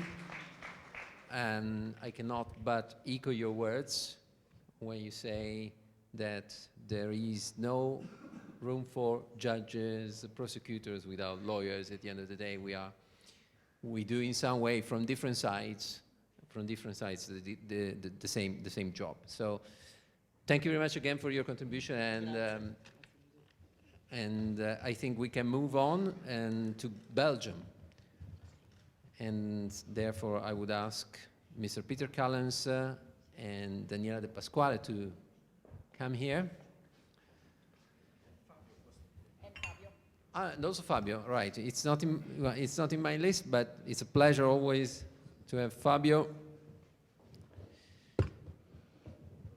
So Mr. Callens is president of the Order of Bars of Flanders in Belgium, and he's former president of the Brussels Bar. Thank you very much for coming.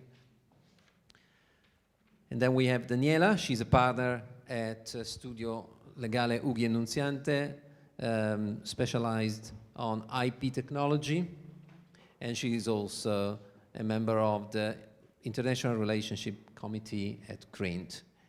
And then we have Fabio.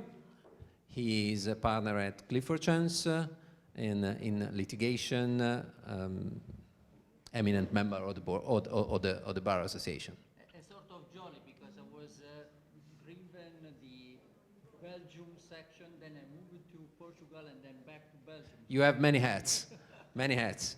So I don't know, I leave it to you or to Fabio or directly to Peter, as you wish. Anyway, Peter knows exactly what That's for you. Grazie Presidente. Innanzitutto vorrei ringraziare l'Ordine degli Avvocati di Milano per l'invito. È un dibattito interessante, tanto più che noi abbiamo, il Belgio e l'Italia, delle tradizioni giudiziarie molto simili, ma il dibattito è attualissimo in Italia, come voi sapete, è già stato spiegato, mentre in Belgio questo dibattito non l'abbiamo. Noi ci siamo messi d'accordo di fare la presentazione in inglese, per me è anche più comodo perché sul mio italiano c'è un po' di polvere e dunque I will go on in English. So, ladies and gentlemen, in our system, where we're coming from, 25 years ago, we had a system where the appointment of judges and members of the prosecution service was highly politicized. That was severely criticized in a crisis that we have at that time in connection with the Dutroux case. Some may remember that. It was a horrible case back in the late 90s of the past century. And 25 years ago, we set up a Consiglio Superiore della Giustizia, a High Council of Justice, one single for the entire country that deals with the appointment of judges, both judges and members of the prosecution service. This council is composed of 44 members. 22 of them are magistrates, as we say, both judges and members of the prosecution service, and 22, 50%, are non-judges. Some of them are appointed directly upon proposal of the bar, so I myself, with my organization, we propose members, and they get appointed by the Senate, and the other members, non-judges, are appointed by the Senate from among candidates. Most of them are academics or people who are active in professional organizations. And all appointments go through that institution, and eventually it's the Minister of Justice who decides whether or not he will appoint. In most cases, and that's the vast majority of cases, the Justice Minister follows the recommendation. He may decide not to do so, and if he does so, he must have very good reasons for that, and that is probably one of the reasons why that happens only very rarely. So only one institution for both careers. The careers are separate. Once you become a member of the prosecution service, you are within the prosecution service, and that is where your career goes. And for the judges, it's the same. The Constitution has one big difference between the two career paths, and that is that for the members of the judiciary, they have a lifetime appointment. The others have no lifetime appointment. They can be dismissed by the Minister of Justice. Not that it happens every day, but it may happen. They don't have a lifetime appointment. In practice, if that is the career they're following and they're not making big mistakes, they will go on for the rest of their life until they receive their pension, and they will remain in that service. Now, it may happen that a member of judiciary wants to become a member of the prosecution service. Such things happen. They're not very frequent. What happens more frequently is the other way around. A member of the prosecution service would like to become a judge. Is that possible? The answer is yes. But that candidacy, if you like, will have to go through the High Council of Justice, just as well as any other proposal for appointment within those careers. Any promotion within the careers will go through the High Council, and therefore any switch of careers will go through the High Council as well, and that is perfectly possible and accepted in our system.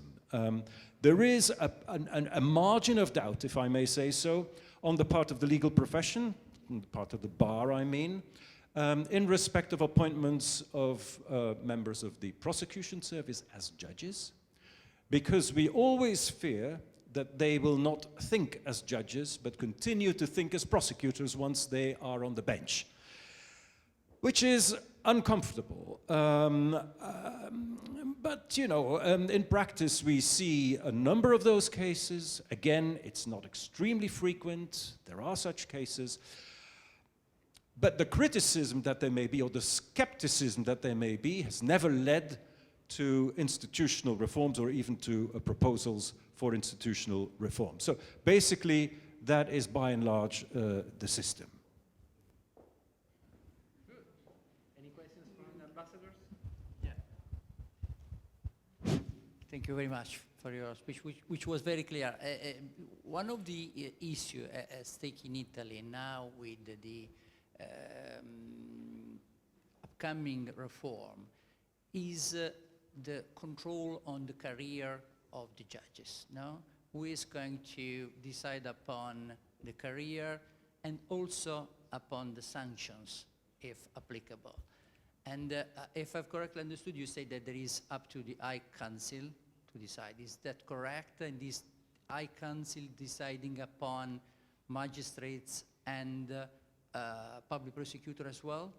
Yes, indeed. It's the High Council, that one single High Council that deals with any candidates for promotion. So if you want to move up from the first instance to the Court of Appeal, you will go through the High Council, and the High Council will make a report, hopefully with a positive recommendation. If so, you can get appointed by the minister. On the disciplinary side, the High Council has no disciplinary competence. So if there is a disciplinary case, and there are, a disciplinary case against a judge or a member of the prosecution service, that will go to an independent disciplinary board, which is organized at the higher level than the one in which the person concerned is active. Example, you're a judge in the Court of First Instance in Brussels. There is a problem with you, there's a complaint about your behavior, and that leads to disciplinary proceedings that will be treated at the level of the Court of Appeal, and that there is a board, and that is established by law, that will deal with the disciplinary proceedings. So it's separate from the High Council. And just to clarify, the board is formed by magistrates? Yes, it is. Okay, yes. Only magistrates? That depends on what branch of the profession. Okay. If it's a clerk, also the clerks may be involved in disciplinary proceedings. Then there will be a clerk on the board. And interestingly, by law, the advice, non-binding, but the advice of the president of the bar is always required. So I have sat several times on disciplinary boards with an advisory vote in relation to judges and members of the prosecution service. Thank you very much. Yes, one final question. Has this system always have been like this, or in the past was differently organized? No, as I say, no, the High Council was established 25 years ago. Before that, appointments were highly politicized. In practice, what happened, that was that what we call the traditional parties, and that was the Social Democrats, the Christian Democrats, and the Liberals, just did all of the appointments depending on their weight in Parliament, more or less. And they had a tacit understanding among them to do the appointments. That was criticized and abolished 25 years ago. We have nothing of the sort anymore. Excellent. So, if there are no further questions, I think that it is it. So thank you very much, Thank Peter. you. And I would move to, well, not far from Belgium, indeed, because we are moving to Luxembourg, and I would ask Carolina Vasselli and Lorenzo Conti to join me. So Carolina is avocat à la Cour in Luxembourg. She is counsel at, I have to ask your help, Carolina, for yes, BSP law firm. And she works in the dispute resolution group. I understand that you work on both both litigation but also transactional. You do transactional work also. And the ambassador for the Luxembourg is Lorenzo Conti. He is with me, partner at Rucellai and Raffaelli. So I would immediately leave it to you, the mic. So Carolina, the first question I have for you, e la prima domanda che faccio con te, sì, passiamo all'italiano esattamente, che è quella relativa al tema più importante per noi quest'oggi, cioè la separazione delle carriere, come funziona in Lussemburgo, se ce lo spieghi, e poi passiamo al vostro CSM che, anticipo, ha delle peculiarità molto interessanti per noi cittadini. Grazie tanto.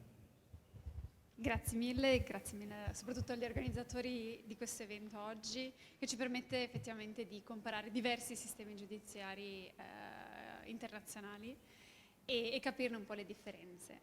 Sicuramente la separazione delle carriere in Lussemburgo non esiste.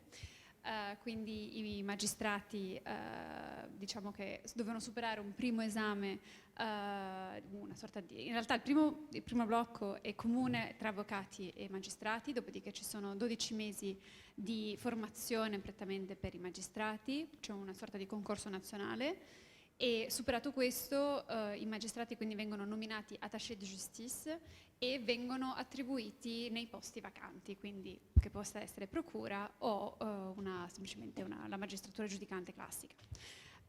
Di conseguenza non c'è una scelta all'inizio quando si è nominati, lo si può fare nel corso della carriera e rispetto all'Italia diciamo è senza limiti, quindi uno potrebbe passare da una parte all'altra nel corso della sua carriera più volte. Chiaramente forse il limite paese per la sua dimensione e per diciamo anche il numero di magistrati che è presente, che è molto ridotto rispetto ad altri paesi europei, porta gli stessi magistrati a non cambiare spesso da una parte all'altra, ma cercare di seguire il più possibile la branca iniziale. Tuttavia ci sono effettivamente casi di cambio di carriera nel corso delle carriere dei magistrati. Sicuramente la peculiarità quindi nel nostro sistema è data dalla presenza di un organo che è stato creato in realtà nel 2023, in realtà c'era già in precedenza un organo per i magistrati di sorveglianza e questo organo quindi è stato riformato nel 2023 e si chiama appunto Conseil de Justice Nationale e ha il compito di salvaguardare il buon funzionamento del sistema giustizia e anche la parte tutta disciplinare dei magistrati. Penso la parte più interessante di questo consiglio è che ci sono degli strumenti che sono stati offerti ai cittadini di poter adire direttamente a questo Consiglio nazionale della giustizia. Diciamo che partirei forse dalla sua componente, quindi è composto da 9 membri, di cui sono 6 magistrati dei vari ordini diciamo, della magistratura, quindi partiamo sia dalla giudicante che dalla procura, con anche delle sezioni specializzate della procura che sono state create negli ultimi anni, ad esempio la cellula per i reati finanziari, in modo tale da avere un parterre comunque di giudici dei vari livelli e delle varie magistrature. Ci sono 3 membri che sono diciamo, laici, di cui uno è un avvocato sempre e 2 sono eletti dalla Camera dei Deputati. C'è una particolarità anche per l'avvocato che può essere nominato, le sue condizioni di eleggibilità sono legate al fatto di essere stato un ex presidente o essere il presidente corrente di uno dei 2 ordini forensi, di conseguenza comunque un'alta carica diciamo, della parte forense. L'ultima diciamo, curiosità sicuramente è che questi 3 membri hanno piene funzioni giudicanti anche nei procedimenti disciplinari. Di conseguenza partecipano a tutti gli effetti alle decisioni del Consiglio nazionale della giustizia. Quindi passerei forse all'analisi rapida delle segnalazioni che possono essere fatte dai cittadini.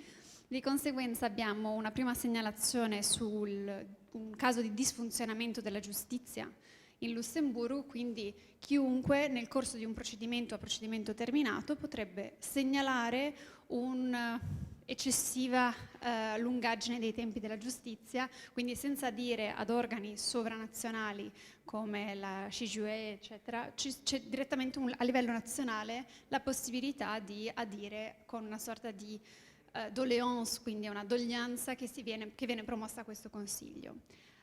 Sicuramente ci sono sempre dei limiti, cioè non si entra mai nel merito, non è un terzo, o per qualcuno chiamerebbe quarto grado di giudizio. Le decisioni del merito rimangono, diciamo, ferme, e chiaramente soltanto il sistema giustizia che è disfunzionale, perché magari ci sono delle riforme, dei nuovi strumenti che vengono messi in piedi senza forse delle leggi organiche che organizzino anche i termini. Questo succede molto spesso con gli ultimi reati, magari soprattutto finanziari, dove ci sono degli ordini di bloccage, quindi dei blocchi che vengono ordinati dalla procura, ma dalla cellula dedicata ai reati finanziari, che è disciplinata in maniera un poco soft talvolta, e quindi la procura deve subentrare in termini rapidi con un'istruttoria vera e propria, con un giudice istruttore che ordina quindi a quel punto magari un sequestro penale. L'altra curiosità è la segnalazione da parte dei cittadini di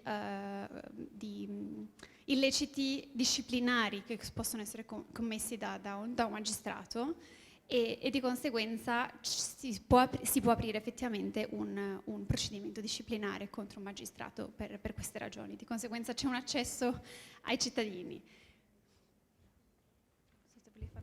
Sì, grazie. No, molto interessante questa cosa che ci hai detto, e un'altra cosa che volevo sottolineare è la presenza obbligatoria di un rappresentante degli avvocati all'interno del CSM. Ti volevo chiedere, questa differenza rispetto ai nostri organi di controllo della magistratura costituisce secondo te, insieme all'accesso diretto, un rimedio, quantomeno un contemperamento al tema della mancata separazione delle carriere? Come viene visto questo dal punto di vista degli avvocati e in generale, diciamo, dei coloro che accedono alla giustizia in Lussemburgo?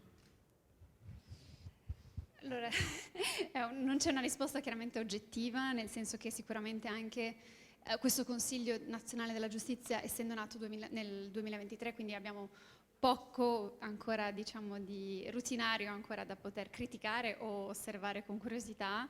È un sistema che quindi quantomeno Lussemburgo ha deciso di non entrare strutturalmente nella separazione delle carriere, ma di prevedere un organo che stia sopra effettivamente a tutte e due le magistrature, quindi sia giudicante che requirente, in modo tale da garantire un'imparzialità per quanto possibile, ma soprattutto legarla ad una accountability lato cittadino, che è sicuramente poi l'ultimo beneficiario del sistema giustizia, e anche lato chiaramente avvocati che hanno a che fare con il sistema giudiziario tutti i giorni, e quindi questa trasparenza e accountability, quindi responsabilità del magistrato, fa sì che chiaramente in una realtà piccola come il Lussemburgo possa probabilmente funzionare.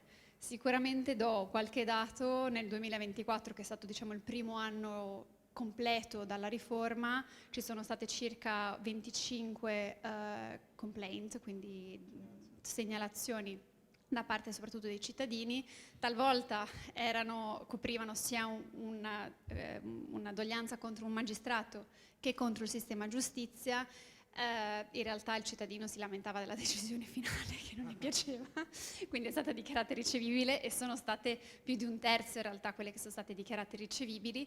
Alcune invece, soprattutto sul disfunzionamento sistemico, diciamo, del sistema giustizia, come soprattutto i termini, e sono state fatte delle raccomandazioni alla Camera del Senato e soprattutto al Ministro della Giustizia, affinché possano essere prese magari delle innovazioni in materia proprio di termini o di procedura per sé. Di conseguenza quantomeno c'è un obiettivo finale di migliorare il sistema. Quindi è partecipazione dei cittadini attiva. Esatto, sì. Quindi è un sistema a sé, ecco, come sempre. Very interesting. This is absolutely, I mean, you spoiled us about the conclusion, but it's true. It's really peculiar and very interesting. And I wonder what would happen in Italy if we had the same system. I'm not sure that it would work properly, but let's say that it would be an interesting experiment. That to the Ministry of Justice. Anyway, Carolina, thank you very much. Thank you very much for your contribution and for coming here today. Thank you also to Lorenzo. And I would move on. Yes, sure. And last but not least,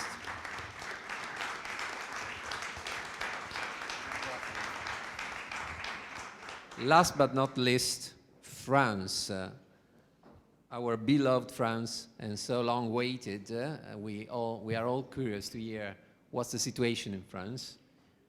And we have Ludovic Blanc,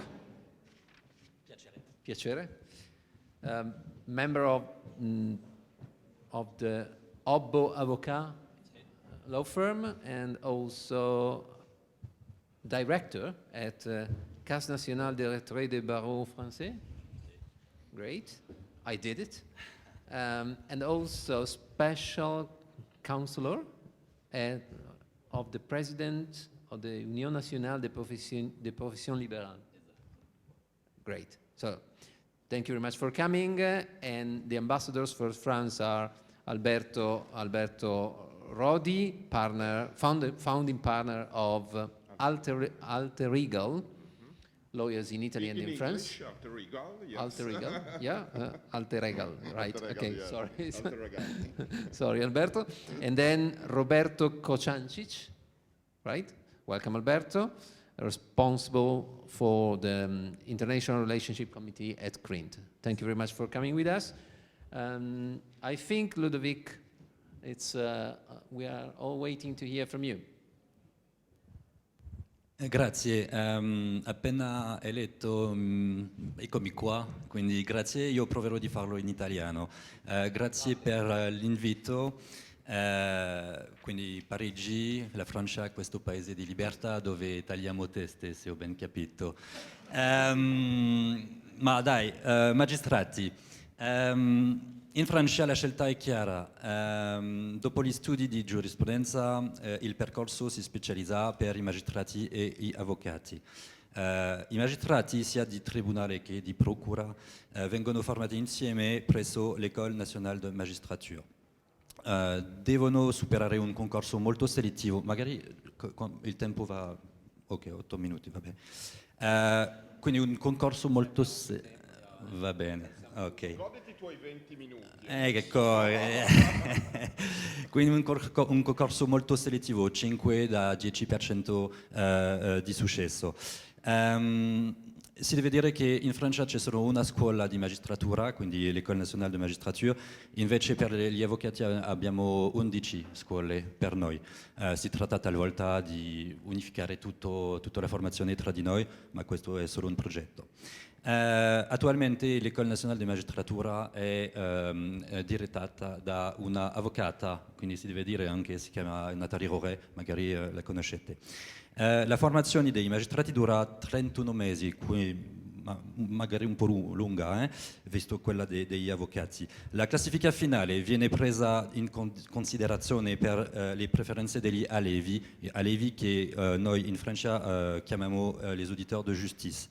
L'ENM e il Ministero della Giustizia stabiliscono una ripartizione in base ai posti vacanti e alle esigenze, assegnano posti in base alle preferenze. Poi si continua perché c'è la formazione e poi abbiamo un corpo unico di magistrati, ma funzioni diverse. Abbiamo già un po' parlato di questo. In Francia c'è magistrati di tribunale e di procura che appartengono allo stesso corpo e che condividono il dovere comune di tutelare la libertà individuale, come dice l'articolo 66 della Costituzione francese. Sono anche soggetti alle regole di reclutamento, formazione e avanzamento quasi identiche, ma poi tuttavia esercitano funzioni distinte. I giudici di tribunale che giudicano e decidono le controversie, la procura che rappresenta l'interesse pubblico e esercita l'azione penale. I magistrati del tribunale godono di statuto specifico grazie alla Costituzione francese e che garantisce una maggiore indipendenza e inamovibilità, è scritto così nella Costituzione francese, alla differenza dei magistrati della procura che sono subordinati al Ministero della Giustizia, e parlerò di questo punto che è un soggetto di indipendenza in Francia. Quando e come si differenziano i magistrati? La distinzione interviene al termine del percorso formativo, alla fine della scuola si sceglie uno o l'altro, e poi nel corso della carriera si può anche passare dalla procura al tribunale e viceversa.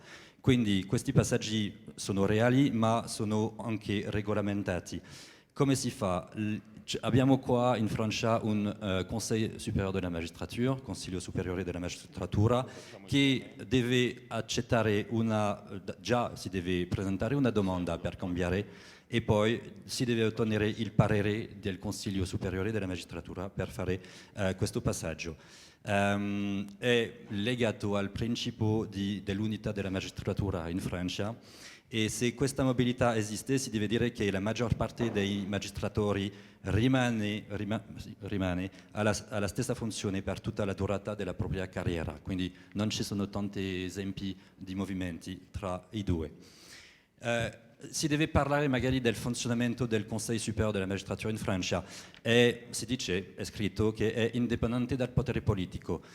Esistono 3 formazioni distinte dentro questo Consiglio. La prima formazione è per i magistrati giudicanti, che è competente per i giudici. La seconda formazione per la procura, che è competente per i procuratori, e l'ultima formazione plenaria che si occupa delle richieste del Presidente della Repubblica o del Ministro della Giustizia quando loro richiedono parere. Ogni formazione è composta di 15 membri, 8 personalità che non sono magistrati, 6 personalità qualificate, che sono scegli, magari vado più veloce, 6 personalità qualificate, un avvocato, ci siamo, un consigliere di Stato e poi ci sono anche 7 magistrati che differiscono a seconda della formazione interessata. 3 grandi missioni del Consiglio: nominare i magistrati, e qua si deve parlare del parere che è vincolante per la scelta di magistrati del sede. Il Conseil supérieur de la magistrature dà un parere vincolante per il Ministro della Giustizia e per il Presidente della Repubblica francese, quindi qua c'è indipendenza totale, ma per i magistrati della Procura il parere del Consiglio superiore della magistratura non è vincolante, ma quindi come si fa? Per loro c'è un avviso, c'è un parere, quindi che non è vincolante, che va al Ministero della Giustizia e poi che si dà al Presidente della Repubblica, ma infatti da 15 anni quello che abbiamo visto in Francia è che seguono sempre il parere del Consiglio superiore della magistratura. Scusa. Quindi sembra che il potere politico adesso va bene, magari si pone la domanda per dopo, vedremo. Seconda missione del Consiglio superiore della magistratura è garantire la disciplina e anche la terza, contribuire alla riflessione sull'istituzione giudiziaria e sulla deontologia dei magistrati. Vado un po' in fretta. Una questione fondamentale dell'indipendenza in Francia, le nomine, ne ho parlato un po'. In Francia la nomina dei magistrati si basa su un equilibrio istituzionale tra il potere esecutivo e il Consiglio superiore della magistratura. Le ho detto, il Consiglio dà parere vincolante o non vincolante. Le garanzie sono più forti per i magistrati giudicanti, che loro sono, l'ho detto, c'è inamovibilità per loro e non è il caso per gli altri. Bisogna ricordare che la Corte europea dei diritti dell'uomo ha stabilito che la Procura in Francia non è un'autorità giudiziaria indipendente, quindi abbiamo un soggetto in Francia assolutamente. Poi vado un po' più in fretta, un minuto solo.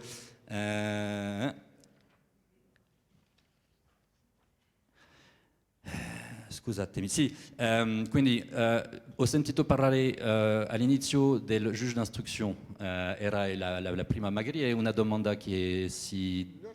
Vai, ma preferisco farla in francese, poi tradurre magari... Sì? Ok. Tout à l'heure, en introduction, il a été évoqué la question du juge d'instruction. Le juge d'instruction est une spécificité française puisque le juge d'instruction a un pouvoir d'enquête alors qu'il est un magistrat du siège, alors que les magistrats du siège sont censés effectivement juger les contentieux qui leur sont soumis. J'ai entendu tout à l'heure qu'à Lyon, les bureaux sont proches entre le magistrat du siège et... Je ne suis pas sûr qu'il y ait la traduction directe. Est-ce que vous l'entendez là?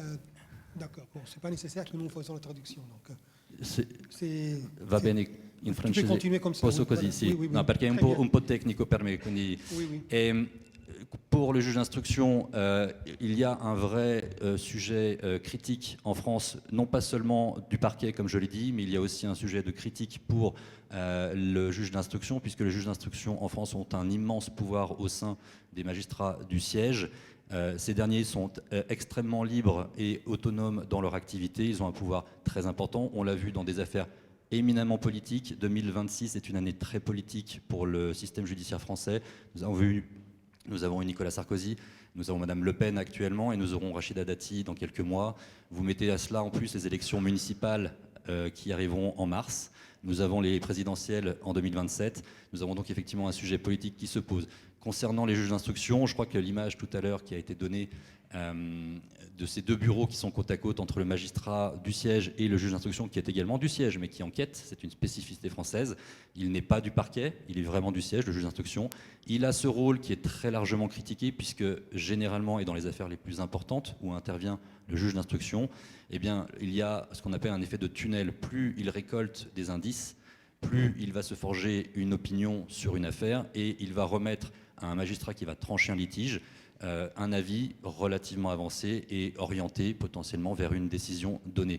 Il y a donc un sujet de perméabilité entre ce que fait comme travail un magistrat du siège pour juger et celui de l'instruction qui est le juge d'instruction. Il y a des critiques récurrentes, il n'y a jamais eu aucune réforme qui ont pu aboutir jusqu'à présent sur les juges d'instruction en France, qui sont encore régulièrement critiqués, et c'est la raison d'ailleurs pour laquelle on entend régulièrement aujourd'hui en France parler de gouvernement des juges, au travers notamment des pouvoirs des juges d'instruction. E mi spiace per la finire platea, così in per la francese, platea ma- francese, per la platea italiana che non è dotata per la platea italiana che Grazie. non francofona, che non è dotata di traduttore, il collega Blan ha semplicemente risposto alla questione iniziale posta su queste critiche che ci sono sul ruolo del giudice di istruzione, che è un magistrato non della procura ma che fa un'istruzione nei casi di delitti più gravi molto approfondita, e ci può essere quindi un dibattito e una commistione. Da qui con i giudici, con i giudicanti chiaramente. Da qui ci ha introdotto anche la domanda che ci eravamo preparati con Roberto su una domanda effettivamente un po' più di attualità e di politica. Abbiamo visto l'anno scorso un dibattito nascere in Francia sulla scia dei casi di Sarkozy e anche in vista delle presidenziali di Marine Le Pen. Appunto questo dibattito, Ludovic, ha avuto un seguito, ci sono dei progetti di riforma che tendano eventualmente, come in Italia, perché questo è un argomento per chi chiede il sì alla riforma, ad eliminare queste correnti politiche che so che ci sono anche in Francia in seno alla magistratura. Se posso solo aggiungere su questa domanda. Poco fa hai detto che l'ufficio della procura viene riconosciuto come non indipendente in Francia, il che però non ha impedito questa subordinazione sostanzialmente al Ministero della Giustizia, non ha impedito a lanciare dei procedimenti penali che hanno portato fino all'incarcerazione di un ex Presidente della Repubblica. Mi sembra che in qualche modo possa essere speculare questa domanda rispetto a quella che è stata fatta prima da Paolo Guidi, quindi non necessariamente dal vostro punto di vista la mancanza di una totale indipendenza preclude l'esercizio indipendente della funzione inquirente.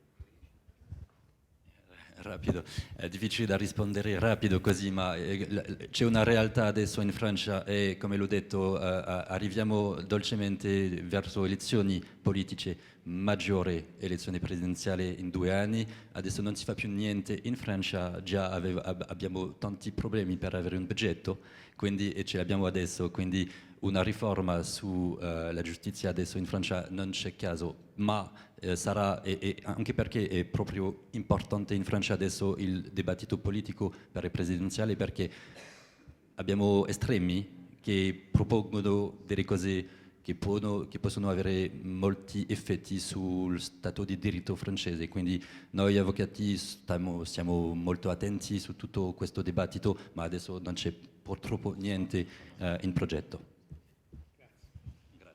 Benissimo, grazie Ludovic, grazie agli ambasciatori. A questo punto ringrazio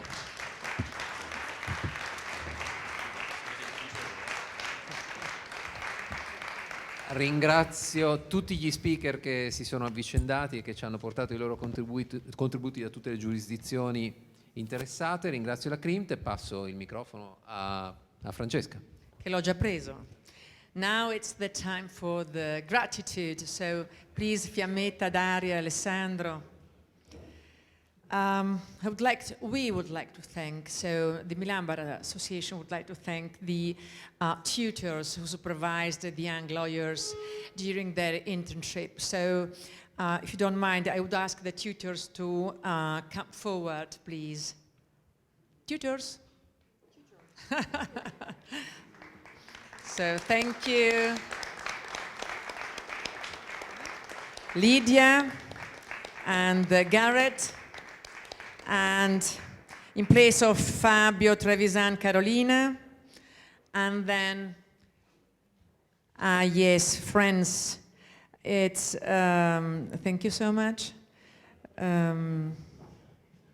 Guglielmo, no. Adesso non mi ricordo più. Comunque.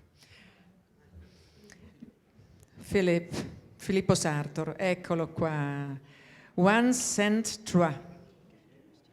Sticcone GWA. So, eccoci qua.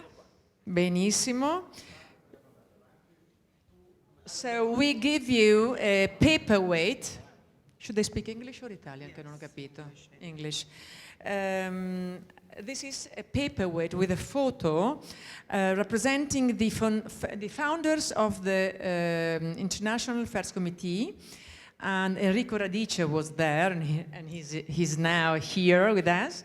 And this is for our deepest appreciation of your kind hospitality of our tutors. Thank you so much.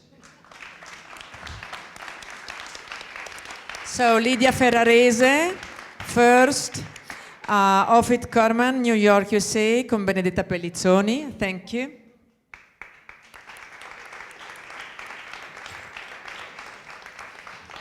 Carolina Vasselli, BSP Trevisan Luxembourg, con il Paolo Ludovico Brenelli. Then Filippo Sartor, One Cent Trois, Paris, France, con Fabiana Di Gennaro. Last but not least, Gareth Breen, Dublin, Ireland, with Federica Sansalone.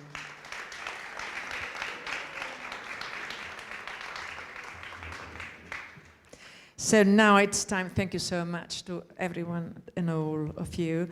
Now it's the time of the restoration project presentation. What are we going to do? They're coming? Great, perfect. So you will see the presentation of one piece, not four, of the artist, the painter, the famous painter Boldini. You can see the canvas there, but someone has to explain what they did. Just, I don't understand anything on this. Thank you.